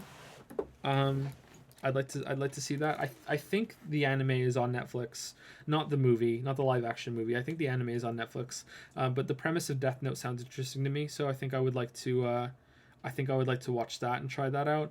But yeah, I don't know. I'll watch some anime and then see how it goes. I'm surprised by how many people that watch the videos also watch a lot of anime. What if is that a video game thing? A lot of video game people who play video games also take to anime. Is there like a 50-50 crossover between that, or is it a lot of video game gamers like anime, or is it that a lot of people who watch anime also like video games? Where are they coming from? You know that saying, are all fishermen liars, or do all the liars fish? Is it that most video game gamers watch anime, or is it that all anime watchers play games? It's all anime. It's all anime play watchers play games. Okay. Yeah. So we should probably, yeah, I should probably try it. Yeah. But I'm not a weeaboo yet. I'm not a weeaboo yet. No weeaboo. Someone asked, so one video per 2-3 month now will be the norm of streaming? No. This is the exception because Odyssey has had a lot of scope creep and it's been difficult to try and balance it at the same time. No, it shouldn't be like that. If they're really long, then yeah, maybe it will be like that. If they're really long videos, but that's the same as getting short videos, right? If you shouldn't look at it as how many videos there are. You should look at how many minutes are in the videos and what's the average of that's getting every single month. Because a 2 hour long video is the same as 4 30-minute videos. Well, you know what I mean. It's about there, right? There's a website called Rabbit where you can watch anime with all of us in a room. I don't know if there's a limit on how many people can be in a room though. Yeah, we looked into that, and it's not strictly speaking legal. And if there was a lot of us there and it turned into a big thing, that could make me a target for the first person that gets smacked down because it's not legal. So as much as I think that would be a great time and I would really enjoy it, I don't think I want to go. I don't want to go that route. And also, I think I should probably try and take it seriously. If I watch anime and I'm making fun of it, that's not really fair. I should, it's a whole medium. I should give it. I should take it seriously and just go in it, chance. Myself, and give it a fair chance. Yeah.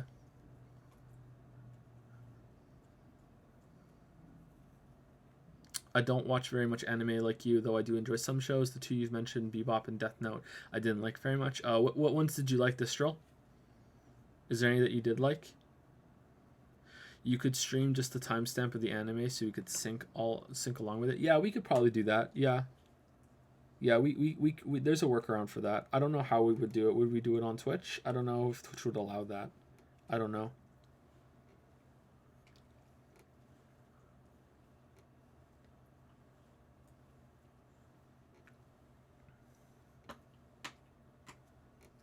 There was an @Joseph Anderson from Joe. Draco's What? here. Draco didn't know we were streaming. He just showed up. Hey Draco. Yeah, Draco's here. We forgot to mention it. I forgot to what day announce it was. We did announce it on Patreon. It was a while ago that it was going to be on the 20th. Yeah, we almost canceled it and pushed it back next week. So I would have more time to work on Odyssey. But Odyssey might come out on Christmas Day now. So we were trying to get it out before Christmas, but I don't think that matters. So that kind of freed up a little bit. So if it's a little bit later, that's okay. I think the only day I don't want to put it out on is the 26th. Cut the shit and just make your own anime and watch it with us. I'll make my own anime. This sounds good. With hookers and blackjack.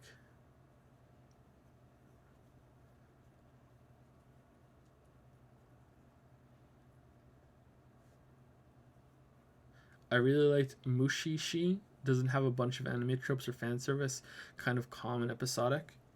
I should probably just go all in and just watch High School of the Dead, right? That's a very calm and respectable show, right? High School of the Dead? Is that the one I'm thinking of? I think High School of the Dead, I saw a trailer of it, and there's a part where a girl does you know in the Matrix when he does the whole flip in the back of the bullets, and a bullet, her boobs kind of flop up and down, and a bullet actually goes through the boobs flopping as they go up and down. That's Like talent. like her boobs dodge the bullet that's going between it. It's so ridiculous. That's talent. It's so ridiculous. Try Berserk someday. It's the Dark Souls of anime. Yeah, so I say that a lot, that I should get into anime, because anime owes a lot to Dark Souls. Like Berserk takes so much from Dark Souls, and it's really cool that games are influencing anime that much, and that anime is willing to take games seriously and use it as a source of inspiration. That Berserk, you know, is able to take so much and just unabashedly just copy so much from Dark Souls, and go with it. You know, it's really something. So yeah, I you know, I respect that. Big respect to Berserk.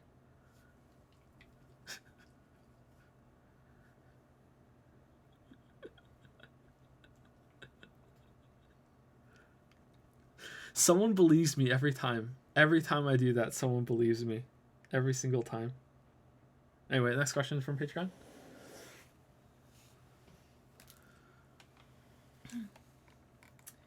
Kevin M. I've watched your videos about 3 times each now, and I have to That's say commitment. Holy shit. and I have to say my favorite joke of yours is during Diablo 3, the Hadrig Eamon analysis, and the line, he should be a little, let me try that again. He should be a little bit happy his wife is dead. Oh, shouldn't he be at least a little happy? His I mean, his wife is dead. Shouldn't he be a little happy? Yeah, I remember that. I like that line. That's a pretty good line. That was pretty funny in Diablo 3 video. It gets me laughing every time I think about it. Anyways, here's my super in-depth questions. Is Call of Duty an MMO? What? What kind of questions are these? Oh no. Okay. No. Call of Duty is not an MMO. No, of course not. What? What are you trolling, Kevin M? It's an online game. It's not an MMO though. I guess you could stretch the terminology. It's a massive game. It's multiplayer and it's online, but it's not an MMO in the way that most people think of MMOs. I don't think, you know. It's Kevin M, not Ken M. It's not Ken M. It's like Kevin, but with a B. It's not Ken M. I know who Ken M is. It's not Ken M though.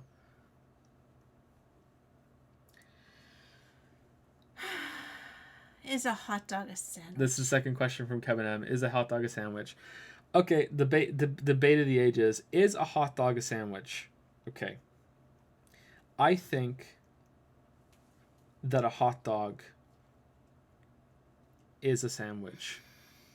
I think it's a sandwich. However, it is only a sandwich if you also think that a submarine sandwich is also a sandwich. Oh, see, I think a submarine is a sandwich. Then I think a hot dog is a sandwich. I think a hot dog is in its own category. Just like a burger, just like a taco, just like a burrito or a fajita. See, they have their own distinct quality. Whereas a sub is just meat on between bread with other toppings. It's not burger, anything as special. Nah, a burger is not a sandwich because it's in a bun, right? It's in a flat bun. DKN says, I asked you this your first stream and you said a hot dog is a hot dog. Maybe I've changed my mind. His mind. Maybe I changed my mind. He's gone to the other side now. Maybe I need to go to the beach because I'm flip flopping all over the place. Okay, like a burger is not a sandwich. But the way I look at it is that the hot dog bun is a long bun, the same way that a submarine sandwich is a long bun. So the way I look at it is that if a submarine sandwich is a sandwich, then a hot dog is as well. Now, I would accept that a submarine sandwich has its own classification and drops the sandwich and just becomes a sub. And if they just become subs from now on, or I'm gonna go get a submarine, then that's fine. I'm okay with that. And then a hot dog can become its own thing if it can become a hot dog. But as long as submarines have sandwich at the end, I think a hot dog is a sandwich. I think a hot dog is its own thing. Then how do you explain Its own genre. how do you explain the submarine sandwich paradox?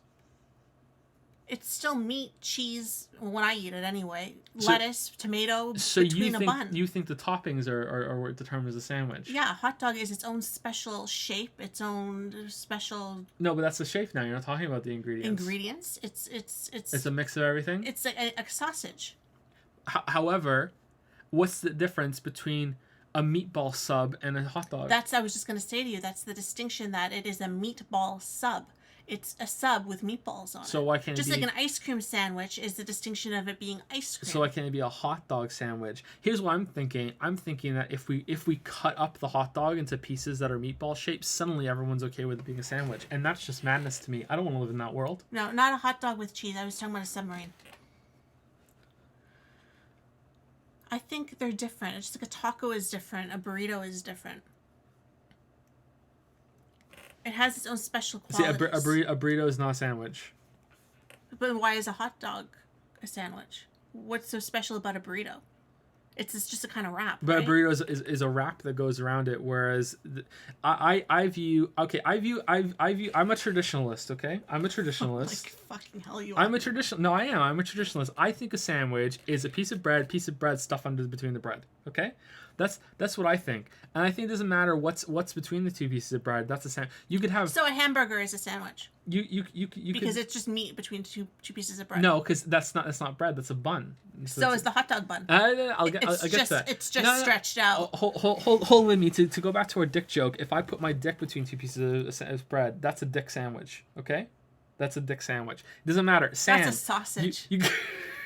You could put sand between two slices of bread. It's a sand sandwich. It doesn't matter. Okay, that's a sandwich. So that's where I think that's sliced bread is a sandwich. Okay, a bun becomes its own different thing. And I think and this is where it comes to the Subway is a submarine sandwich. To me, a submarine sandwich is a bun. That's not sliced bread to me. So that's where I think that if you're going to call a Subway sandwich a sandwich, then a hot dog is a sandwich. So you're too. saying that it depends on the type of bread it's on. So what if Yeah. I wanted to have a sandwich on a bagel? It's got nothing to do That's with not the, a sandwich? It's got nothing to do with the ingredients. It's all about the bread. Like an egg McMuffin sandwich? That's not a sandwich. What do you mean? Have you used an English muffin or you used a bagel? It's a muffin or a bagel. So that doesn't count as a It's sandwich. not a sandwich. No.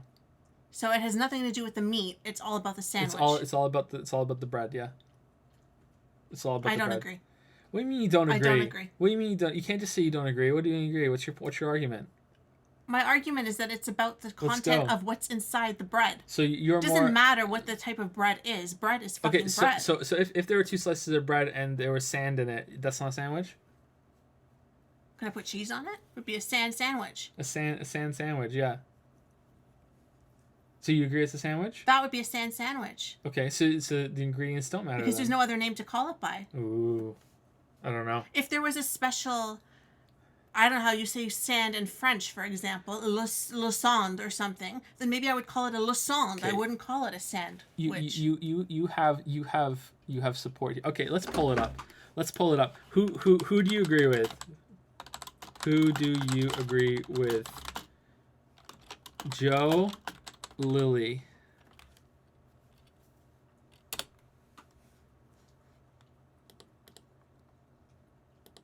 Yeah, hamburger is the name of the meat, just like hot dog is the name of the meat. It's all about the contents. Doesn't matter what it's on. Really? Oh, look at all these beautiful lilies. You're all siding with Lily? How can you say that a submarine sandwich is a sandwich, Suck it, Joe. but a hot dog isn't? How can you say? How can you say? How can you say? I accept your apology, your Wow, defeat. I okay. accept that. I'll give you the apology in the form of my dick between two slices of bread. Does that count as a dick sandwich? For lack of any other name, yeah, it's all about the meat. What if we put some cheese on it? Suck Hey, lasagne, Joe. I'm saying this isn't a landslide. This isn't a landslide. We're only a couple of $1 million sent to Russia for me winning this poll. Okay, Like seriously, this But you're not winning. That's the point. But you're not winning by a lot. You know, like I'm winning come by on. enough. I'm winning by enough. Okay, let's do a different. Hold on, let's do a different poll. You just want to win. No, You're just no, gonna. it's not, you win. You just wanna change the rules. I concede. Hold on. Is a sub a sandwich? Yes, and so are hot dogs. Yes, but hot dogs are not, or no. Okay. There you go. Is a sub a sandwich? All right, and this is the last one. Is a sub a sandwich?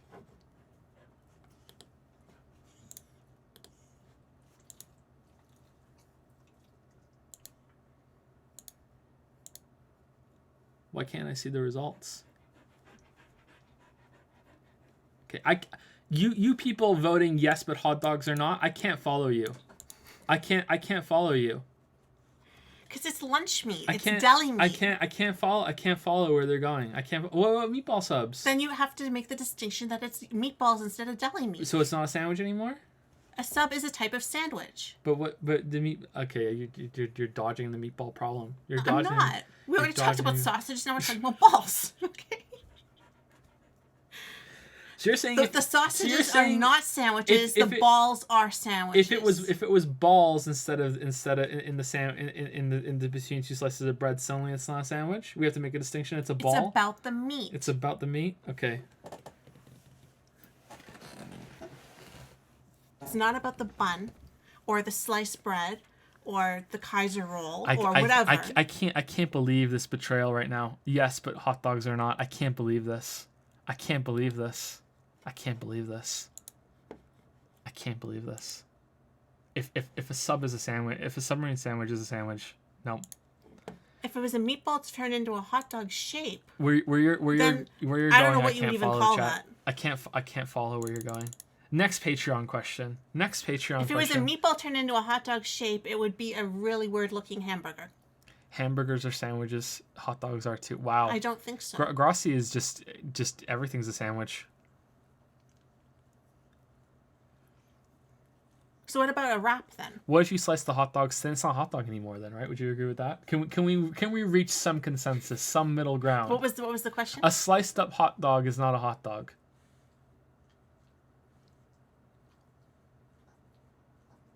What is it then? If you get a hot dog, right, and you slice it lengthways into thin strips, But if you still put it in the bun, then it's and you kind of space it out, you're still eating it the same way. at that point it's not a hot dog anymore.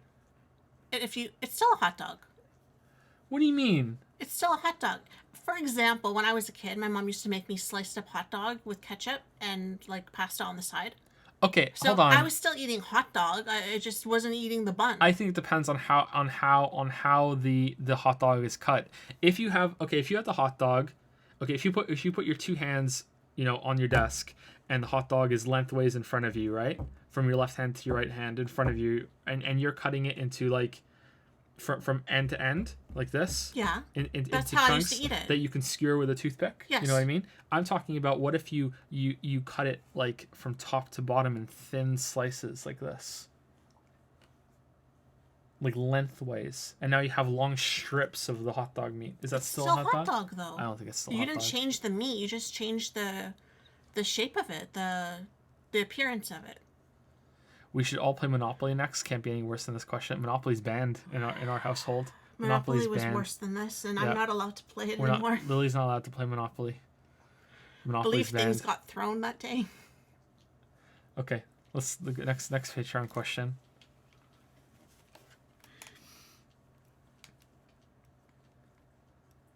Still the same person. Oh no. Another troubling question. I've started playing a lot of board games like Monopoly just last year, and I have to say they make for better experiences when played with friends. Do you have any favorite board games you'd want to recommend? My friend group and I have been playing the Civ board game that just came out recently, and we've been loving it. Thank you very much for everything you do, by the way. It may not seem like a lot, but I always return to your videos every 6 months or so just because it makes work a little easier. Oh, thank you so much. but not also not really, because you caused the hot dog debate, and we're never going back. We're never going back. I can't answer this question very well. Sorry. The only board games that Lily and I have played, and that I've played really, are Monopoly and Clue. I liked Clue. When I was a kid, stuff like Mousetrap, I guess. Played a little bit of Secret Hitler on stream one time, a long time ago, and that was fun. But don't really have a group to play board games with. I would like to, but yeah, I haven't really played many board games, but it's something that I would really like to do. When the kids get older, I think we're going to play a lot of board games, right? I think I like board Yeah, games. I think that would be something fun to do with them. Yeah. We finally have 4 people to have enough players. Yeah. So yeah, I think so. But yeah, I can't recommend you any. Sorry.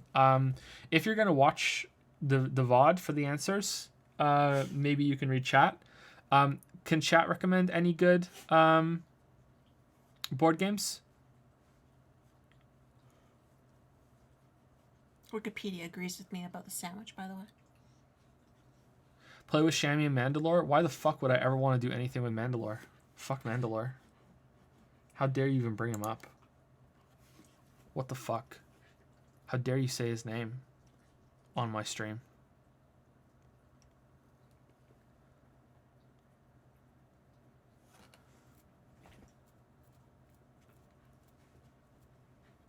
I don't know any, well, except for Yahtzee. I've never heard of most of these games. I think there's some good recommendations in there. Okay, let's go on for the next Patreon question, because we did the hot dog debate for too long. Errol M. Hey Joe, thanks for your reply 2 months ago. Here are some new questions. I remember your name, Earl M. You're welcome. Planning to make a video about Xenoblade and or play the first one. I'm right now at the beginning of Xenoblade Chronicles 2. Share a lot of your sentiments with it and think it's safe to say that I found Xenochronicle 1's beginning way more engaging and less cringy, although it still was. I usually don't watch streams, so forgive me if you talked about that already. You don't have to say forgive you. No, that's completely understandable. I want to make a video on Xenoblade Chronicles 2, but I don't think I have time. I would like to make a video where I state my case and I go into detail on why I think the game is a joke. I don't know if it's a full parody anymore, because where we are now in the story, it seems to be taking itself very seriously now at the end, and it's not that stupid anymore right at the very end. They're starting to put some character development into the villains, but there is still some really stupid stuff that's happening right at the end just now. So I'm not fully willing to throw in the towel on it's a parody just yet, but it is definitely a comedy game.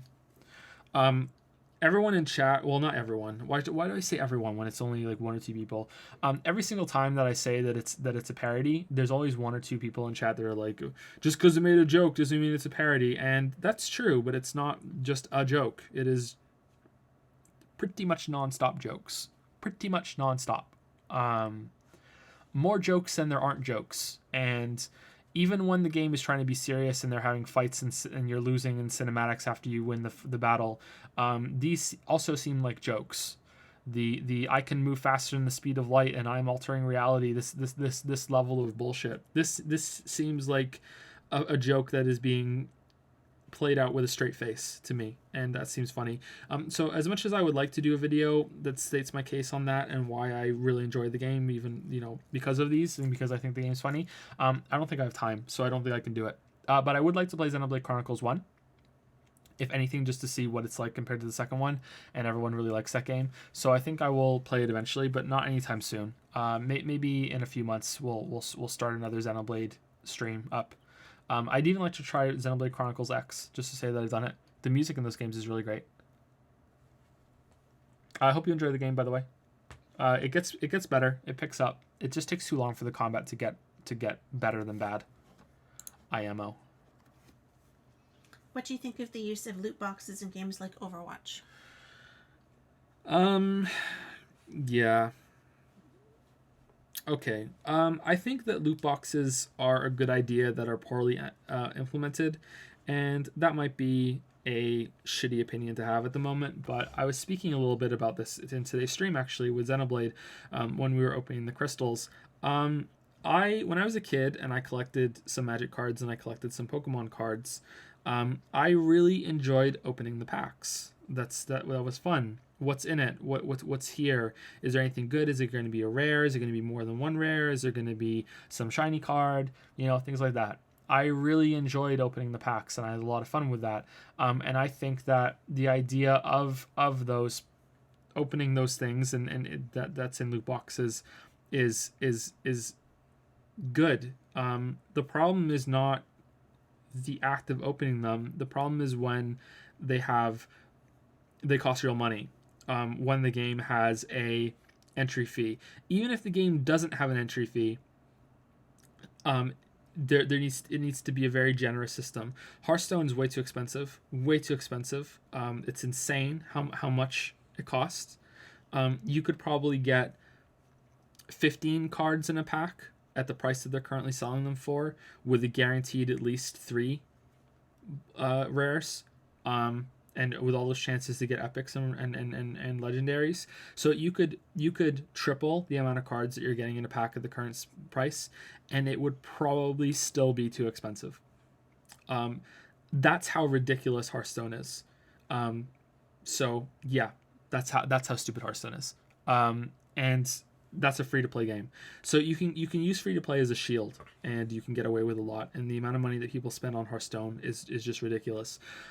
But having said that, I really like opening Hearthstone packs. It's fun. I really like it. I really, really like it. It's engaging. It's exciting. I think that there's a system there that could be implemented that doesn't really affect gameplay, or does in a way that it is balanced quite well. Xenoblade almost gets there, but unfortunately the rates are just too low. But it's free. You can't buy more waifu crystals. I'd be curious to see if people would still buy them. I have no idea. Probably people would still buy them.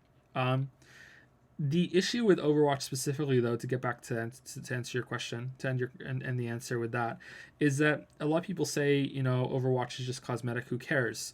Well, first of all, I think that cosmetics in a multiplayer game is an inherently flawed system, and I know this is going to be something that people disagree with, but as a new player playing League of Legends years ago, the different skins that different characters would have, and I'm talking brand new player. Sometimes the skins would make it so I couldn't recognize what character it was. So I was there. Oh, who the fuck is this? I have no idea who this is. I don't know the names yet because there's so many characters in League of Legends, and it turns out that it was a character that I already seen. I just didn't recognize them because they had a different skin on. So I don't know if there's an option to turn skins off in League of Legends. Probably not. Maybe they added it now. I don't know. But the same thing I would say is in Overwatch. Maybe not quite as bad. I'm not sure about Here's the Storm. I haven't played it enough. But if there's a moment where a cosmetic thing makes it so that a player doesn't immediately recognize what the character they're going against is because of the cosmetic, I would say that the system is flawed. That said, it could just be an option that you can toggle it on and off, and that could be fine, and you could still have it. That said, the other problem that Overwatch has specifically is that some of the cosmetics they have are timed exclusives, and this will lead people to buy the crates because they don't want to ever miss out on anything. And that's when it becomes back to the Hearthstone level of predatory, that because there are people who are fanatical about having a full collection, and if they have, for only 1 month only, these Halloween skins are here, and I think they did that, didn't they? Or with the Olympics or whatever they did, I can't remember. And it's only going to be here for this amount of time, and if you don't get it, you don't get it, and there's a rare drop rate, and there's no way to buy it directly, so you better just open up all these loot boxes. That's when it gets bad, I think, again. So the idea of the loot boxes, not all that bad, and I think it could be used well in games. But I can't think of a game that does them well right now. Maybe someone in chat knows them, but yeah, it's not good.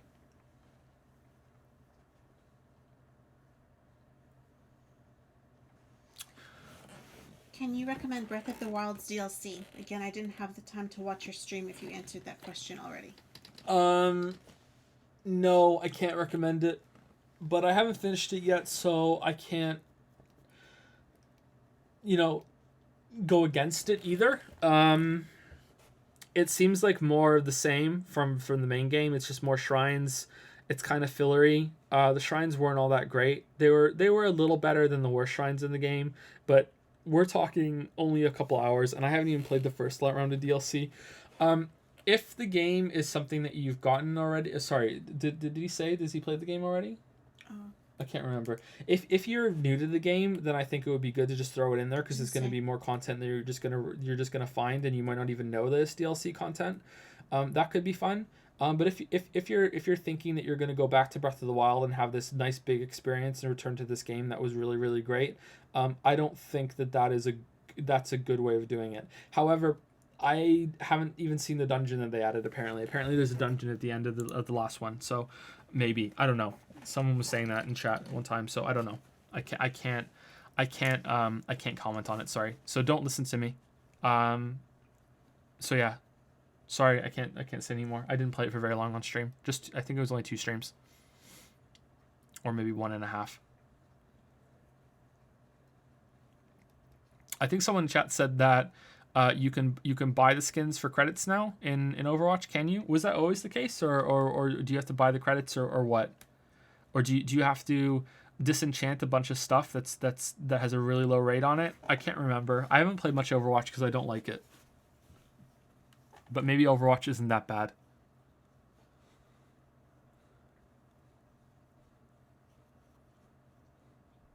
Yeah. Okay, let's take some more Patreon questions. I think there's only one left. Is this the last one? Mm-hmm. Okay, and then we'll take some questions from chat, and then we'll end it. Decim. Hey Joe, do you think there is an inherent quality difference between Japanese and Western games at the moment? I feel that at least in the AAA market, Japanese game developers are having a better time. For example, this year with Persona 5, Resident Evil 7, and the resurgence of Nintendo. Games from Western publishers like EA and Activision didn't garner much praise from the public, at least from what I have seen. Horizon Zero Dawn would be the obvious outlier, but even that was published by Sony. I would think that in the West, indie developers are doing really good work with games like What Remains of Edith Finch, but bigger budget games are lacking. Sorry for the rambling. No rambling. You don't need to say sorry. Pretty good question. I'm going to ask chat this because I don't know. Are there any indie devs in the East? Are there Japanese indie devs? In the same way that there's so many in over here? Like there's so many. Are there how like are there a lot? How come I don't see? Do they just not get translated? Is that why? Are any of them good?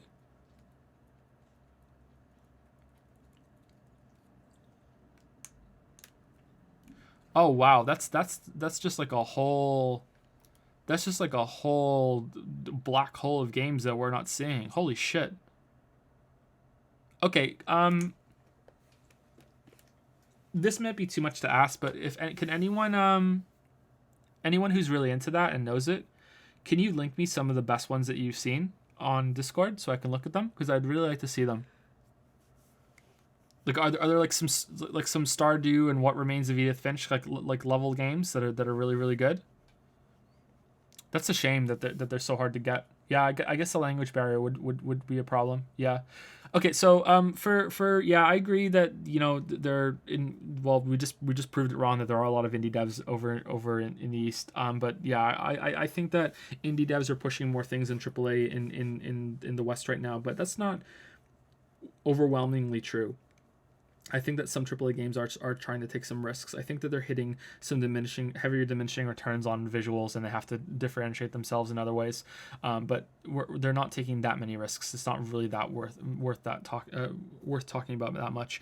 The biggest difference that I'd seen recently when playing Japanese games versus playing Western games is that Japanese games tend to be a hell of a lot more stylish, and they tend to be a lot more polished when it comes to some sort of feel and the visuals behind them. I feel like there's a lot more effort goes into stuff like the menus and the text on the screen and all this other stuff. And I know that seems weird to say, but there's a specific kind of style that whenever I play a Japanese game, I can usually tell that it's Japanese. It's very sleek and it's very good. Not to say that Western games aren't like that. There are a lot of Western games that are like that, but I feel like the Japanese games that I've played, especially recently, go a long way to just ooze a lot of style. They have a lot of symbols to them, you know. It's not just text on a screen. It's very good, and I like that quite a lot. I enjoy that, not all the time, but I do enjoy that quite a lot. Um, I also find that Western games tend to kind of I don't know. I feel like Western games are more ambitious in some ways, but then they fall apart.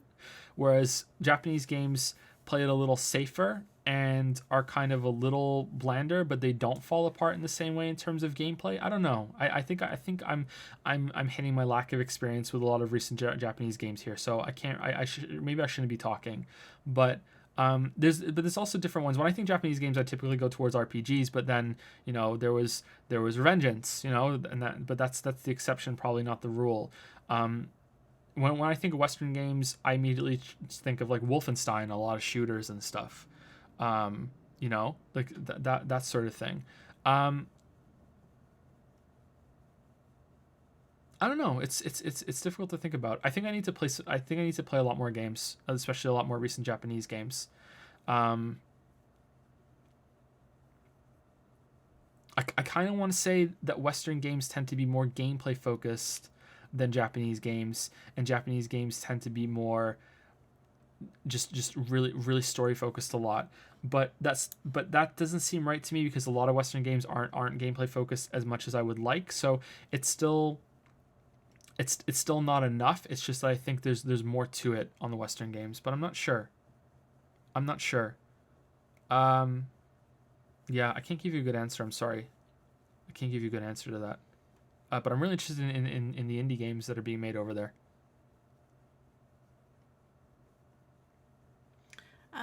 There were a couple questions we missed that were asked late on Patreon. Or were they asked like as I we were don't know. doing They the said stream? we should refresh. That I don't have them. That was the Oh, last one that I have. I refreshed it. I made the list um, right before the stream started. Okay, let me look them up. Hold on.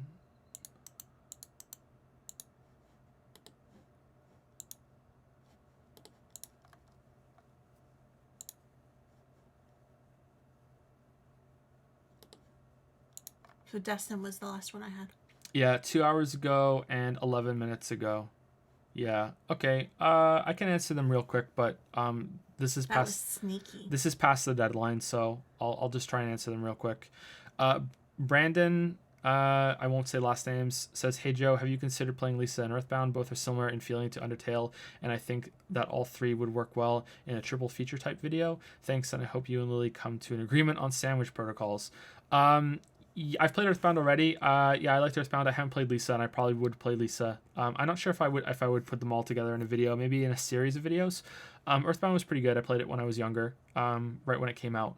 I haven't played the other ones though. I haven't played. There was one on the NES and there was one for the Game Boy Advance, right? I haven't played those. I've only played Earthbound. I think Undertale's better than Earthbound. I haven't played the other ones though, so those ones might be better. And Lisa seems interesting. Lisa seems kind of gross though. But yeah, they're Undertale definitely felt like that. And the next one is from Thomas B. Hey Joe, not really a question, but I'm not a big fan. I'm not a big anime fan. That said, I think you should watch One Punch Man. It's the best satire of the power fantasy that I've ever seen, and it still makes it interesting by pulling off the common tropes better than most of the well-known mainstays of the genre. It's only one session, and it's on Netflix. I'm sure I'm not the only one to recommend it. Cheers. Cool, thanks. Um, I think I spoke to Shammy about One Punch Man, and I said to him, does he ever need more than one punch to defeat an enemy? And Shane was like, yes. And I'm like, well, what's the point of the fucking the show then? It's already falling apart. It's already falling apart. He needs more than one punch. Why is he One Punch Man? That's stupid. But if it's satire on it, then that sounds interesting. That could be good.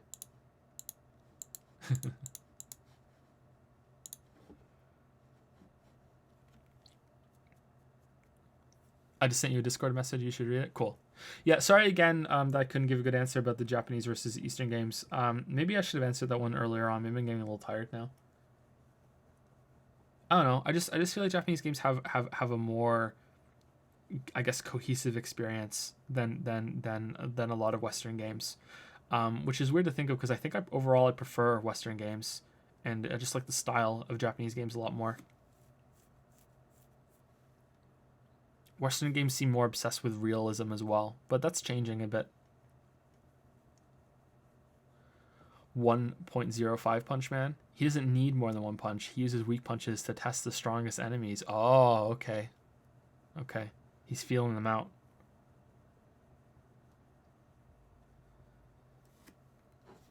If you're familiar with Superman, One Punch Man makes sense.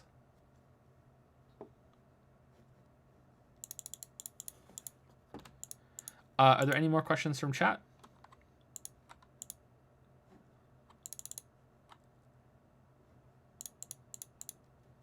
Before we call it for the night?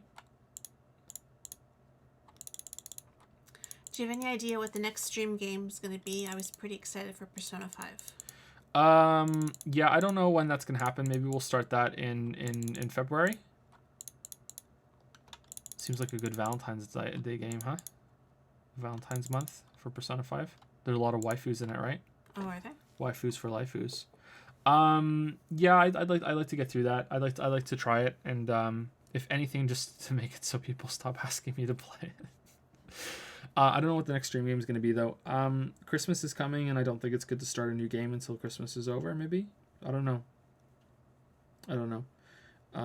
After we're done with Xenoblade, maybe we'll play Xenoblade 2 more days, and then we'll play a little bit of the They Are Billion zombie game, and then after that we'll pick the new game. But I like to play Wolfenstein. I think a lot of people want me to play Wolfenstein. Maybe we'll do a vote. Maybe we'll have 5 games and we'll do a vote. Maybe we'll do that. How do you feel about the GTA games? I haven't really played any of them, so I can't answer that. Sorry. I've played some of the top-down ones when I was a lot younger, but I've never sat down and actually played a 3D GTA game. It's one of the big gaps in my gaming experience. I've never played a GTA game properly. Do you have many in real life friends in Toronto, or is it just you and Lily? It's just me and Lily. We're quite solitary people. Is cereal a soup? Let's not start it. DKN, you know what you're doing. What is the order of videos that are coming out most likely? Most likely it is Odyssey, then Hellblade, then Nier Automata, then Horizon Zero Dawn, then A Secret, and then Witcher. That's the order. There might be some smaller videos here and there between those ones, but we'll see. I might do a 2017 in review video in January, but maybe not. Not sure. As someone who's older and got into anime after puberty, some, not all of these recommendations are shit. Or not shit, but I lost it. Recommendations are colored with nostalgia in the genre, scenes parodying other shows, etc. You're better off looking into shows that stand above the meta first, like Cowboy Bebop, any Studio Ghibli film, Paprika, Samurai Champloo, 5 centimeter per second, Psycho Pass, The Girl Who Leapt Through Time, etc. Okay, I think we're gonna start with Cowboy Bebop. That keeps coming up. When is the VOD for Metal Gear Rising coming to the channel? On YouTube, sometime soon. Yeah, sometime soon. Do you think appeasing a player in a puzzle game that doesn't find the process of solving the puzzle and finally finishing it rewarding possible? Did I read that wrong? I think you did. I think you read it right. It's fine. I see a lot of people that have played puzzle games and could beat them, but didn't think that just solving puzzles was a rewarding experience and wanted more. Yeah, then they just don't like puzzle games. I spoke about that a bit in the Witness video, right? Like, yeah, if you don't like the gameplay, why are you playing it? You shouldn't have to. The reward should be more gameplay. Like, to me, if I solve a puzzle in a game, the best reward for solving a puzzle in a puzzle game is another harder puzzle. Just like the best reward for getting through a level in Dark Souls is another harder level, you know? Or beating a boss is another more interesting boss. Like, that's why you're playing the game. If you're playing a game for story or some other sort of reward system, I don't think you're playing it right. Some games could probably pull it off, but I don't think that's a good way of looking at it. Is there a game mechanic you wish was in more games? More interesting movement systems like in Odyssey and Mirror's Edge. I wish that the act of moving around was made a lot more interesting than just simply pointing in direction and moving the analog stick or hitting W on the keyboard. even something simple as a jump or a double jump or anything like that. The glide that Demon Hunters have in World of Warcraft now is enough just to improve how the game feels to me. So anything like that, I wish more games had more interesting movement systems. Just a little bit of input for you that you could do while walking around. Just anything at all is a massive improvement for me. And I think we're getting a lot of questions, and we should probably stop. Otherwise, we're going to be here. He's not making a game right now. It was just a long-term goal. Someone asked when that game you're making is coming out. Oh, yeah, that's a long-term goal. Yeah, haven't even started. And Game of the Year is Hollow Knight. Yep, Game of the Year is Hollow Knight. Yep.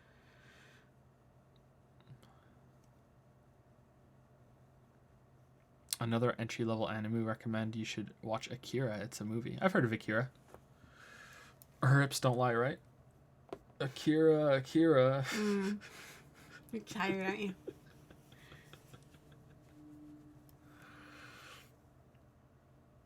How many kisses does Lily get for Christmas? As many as she wants.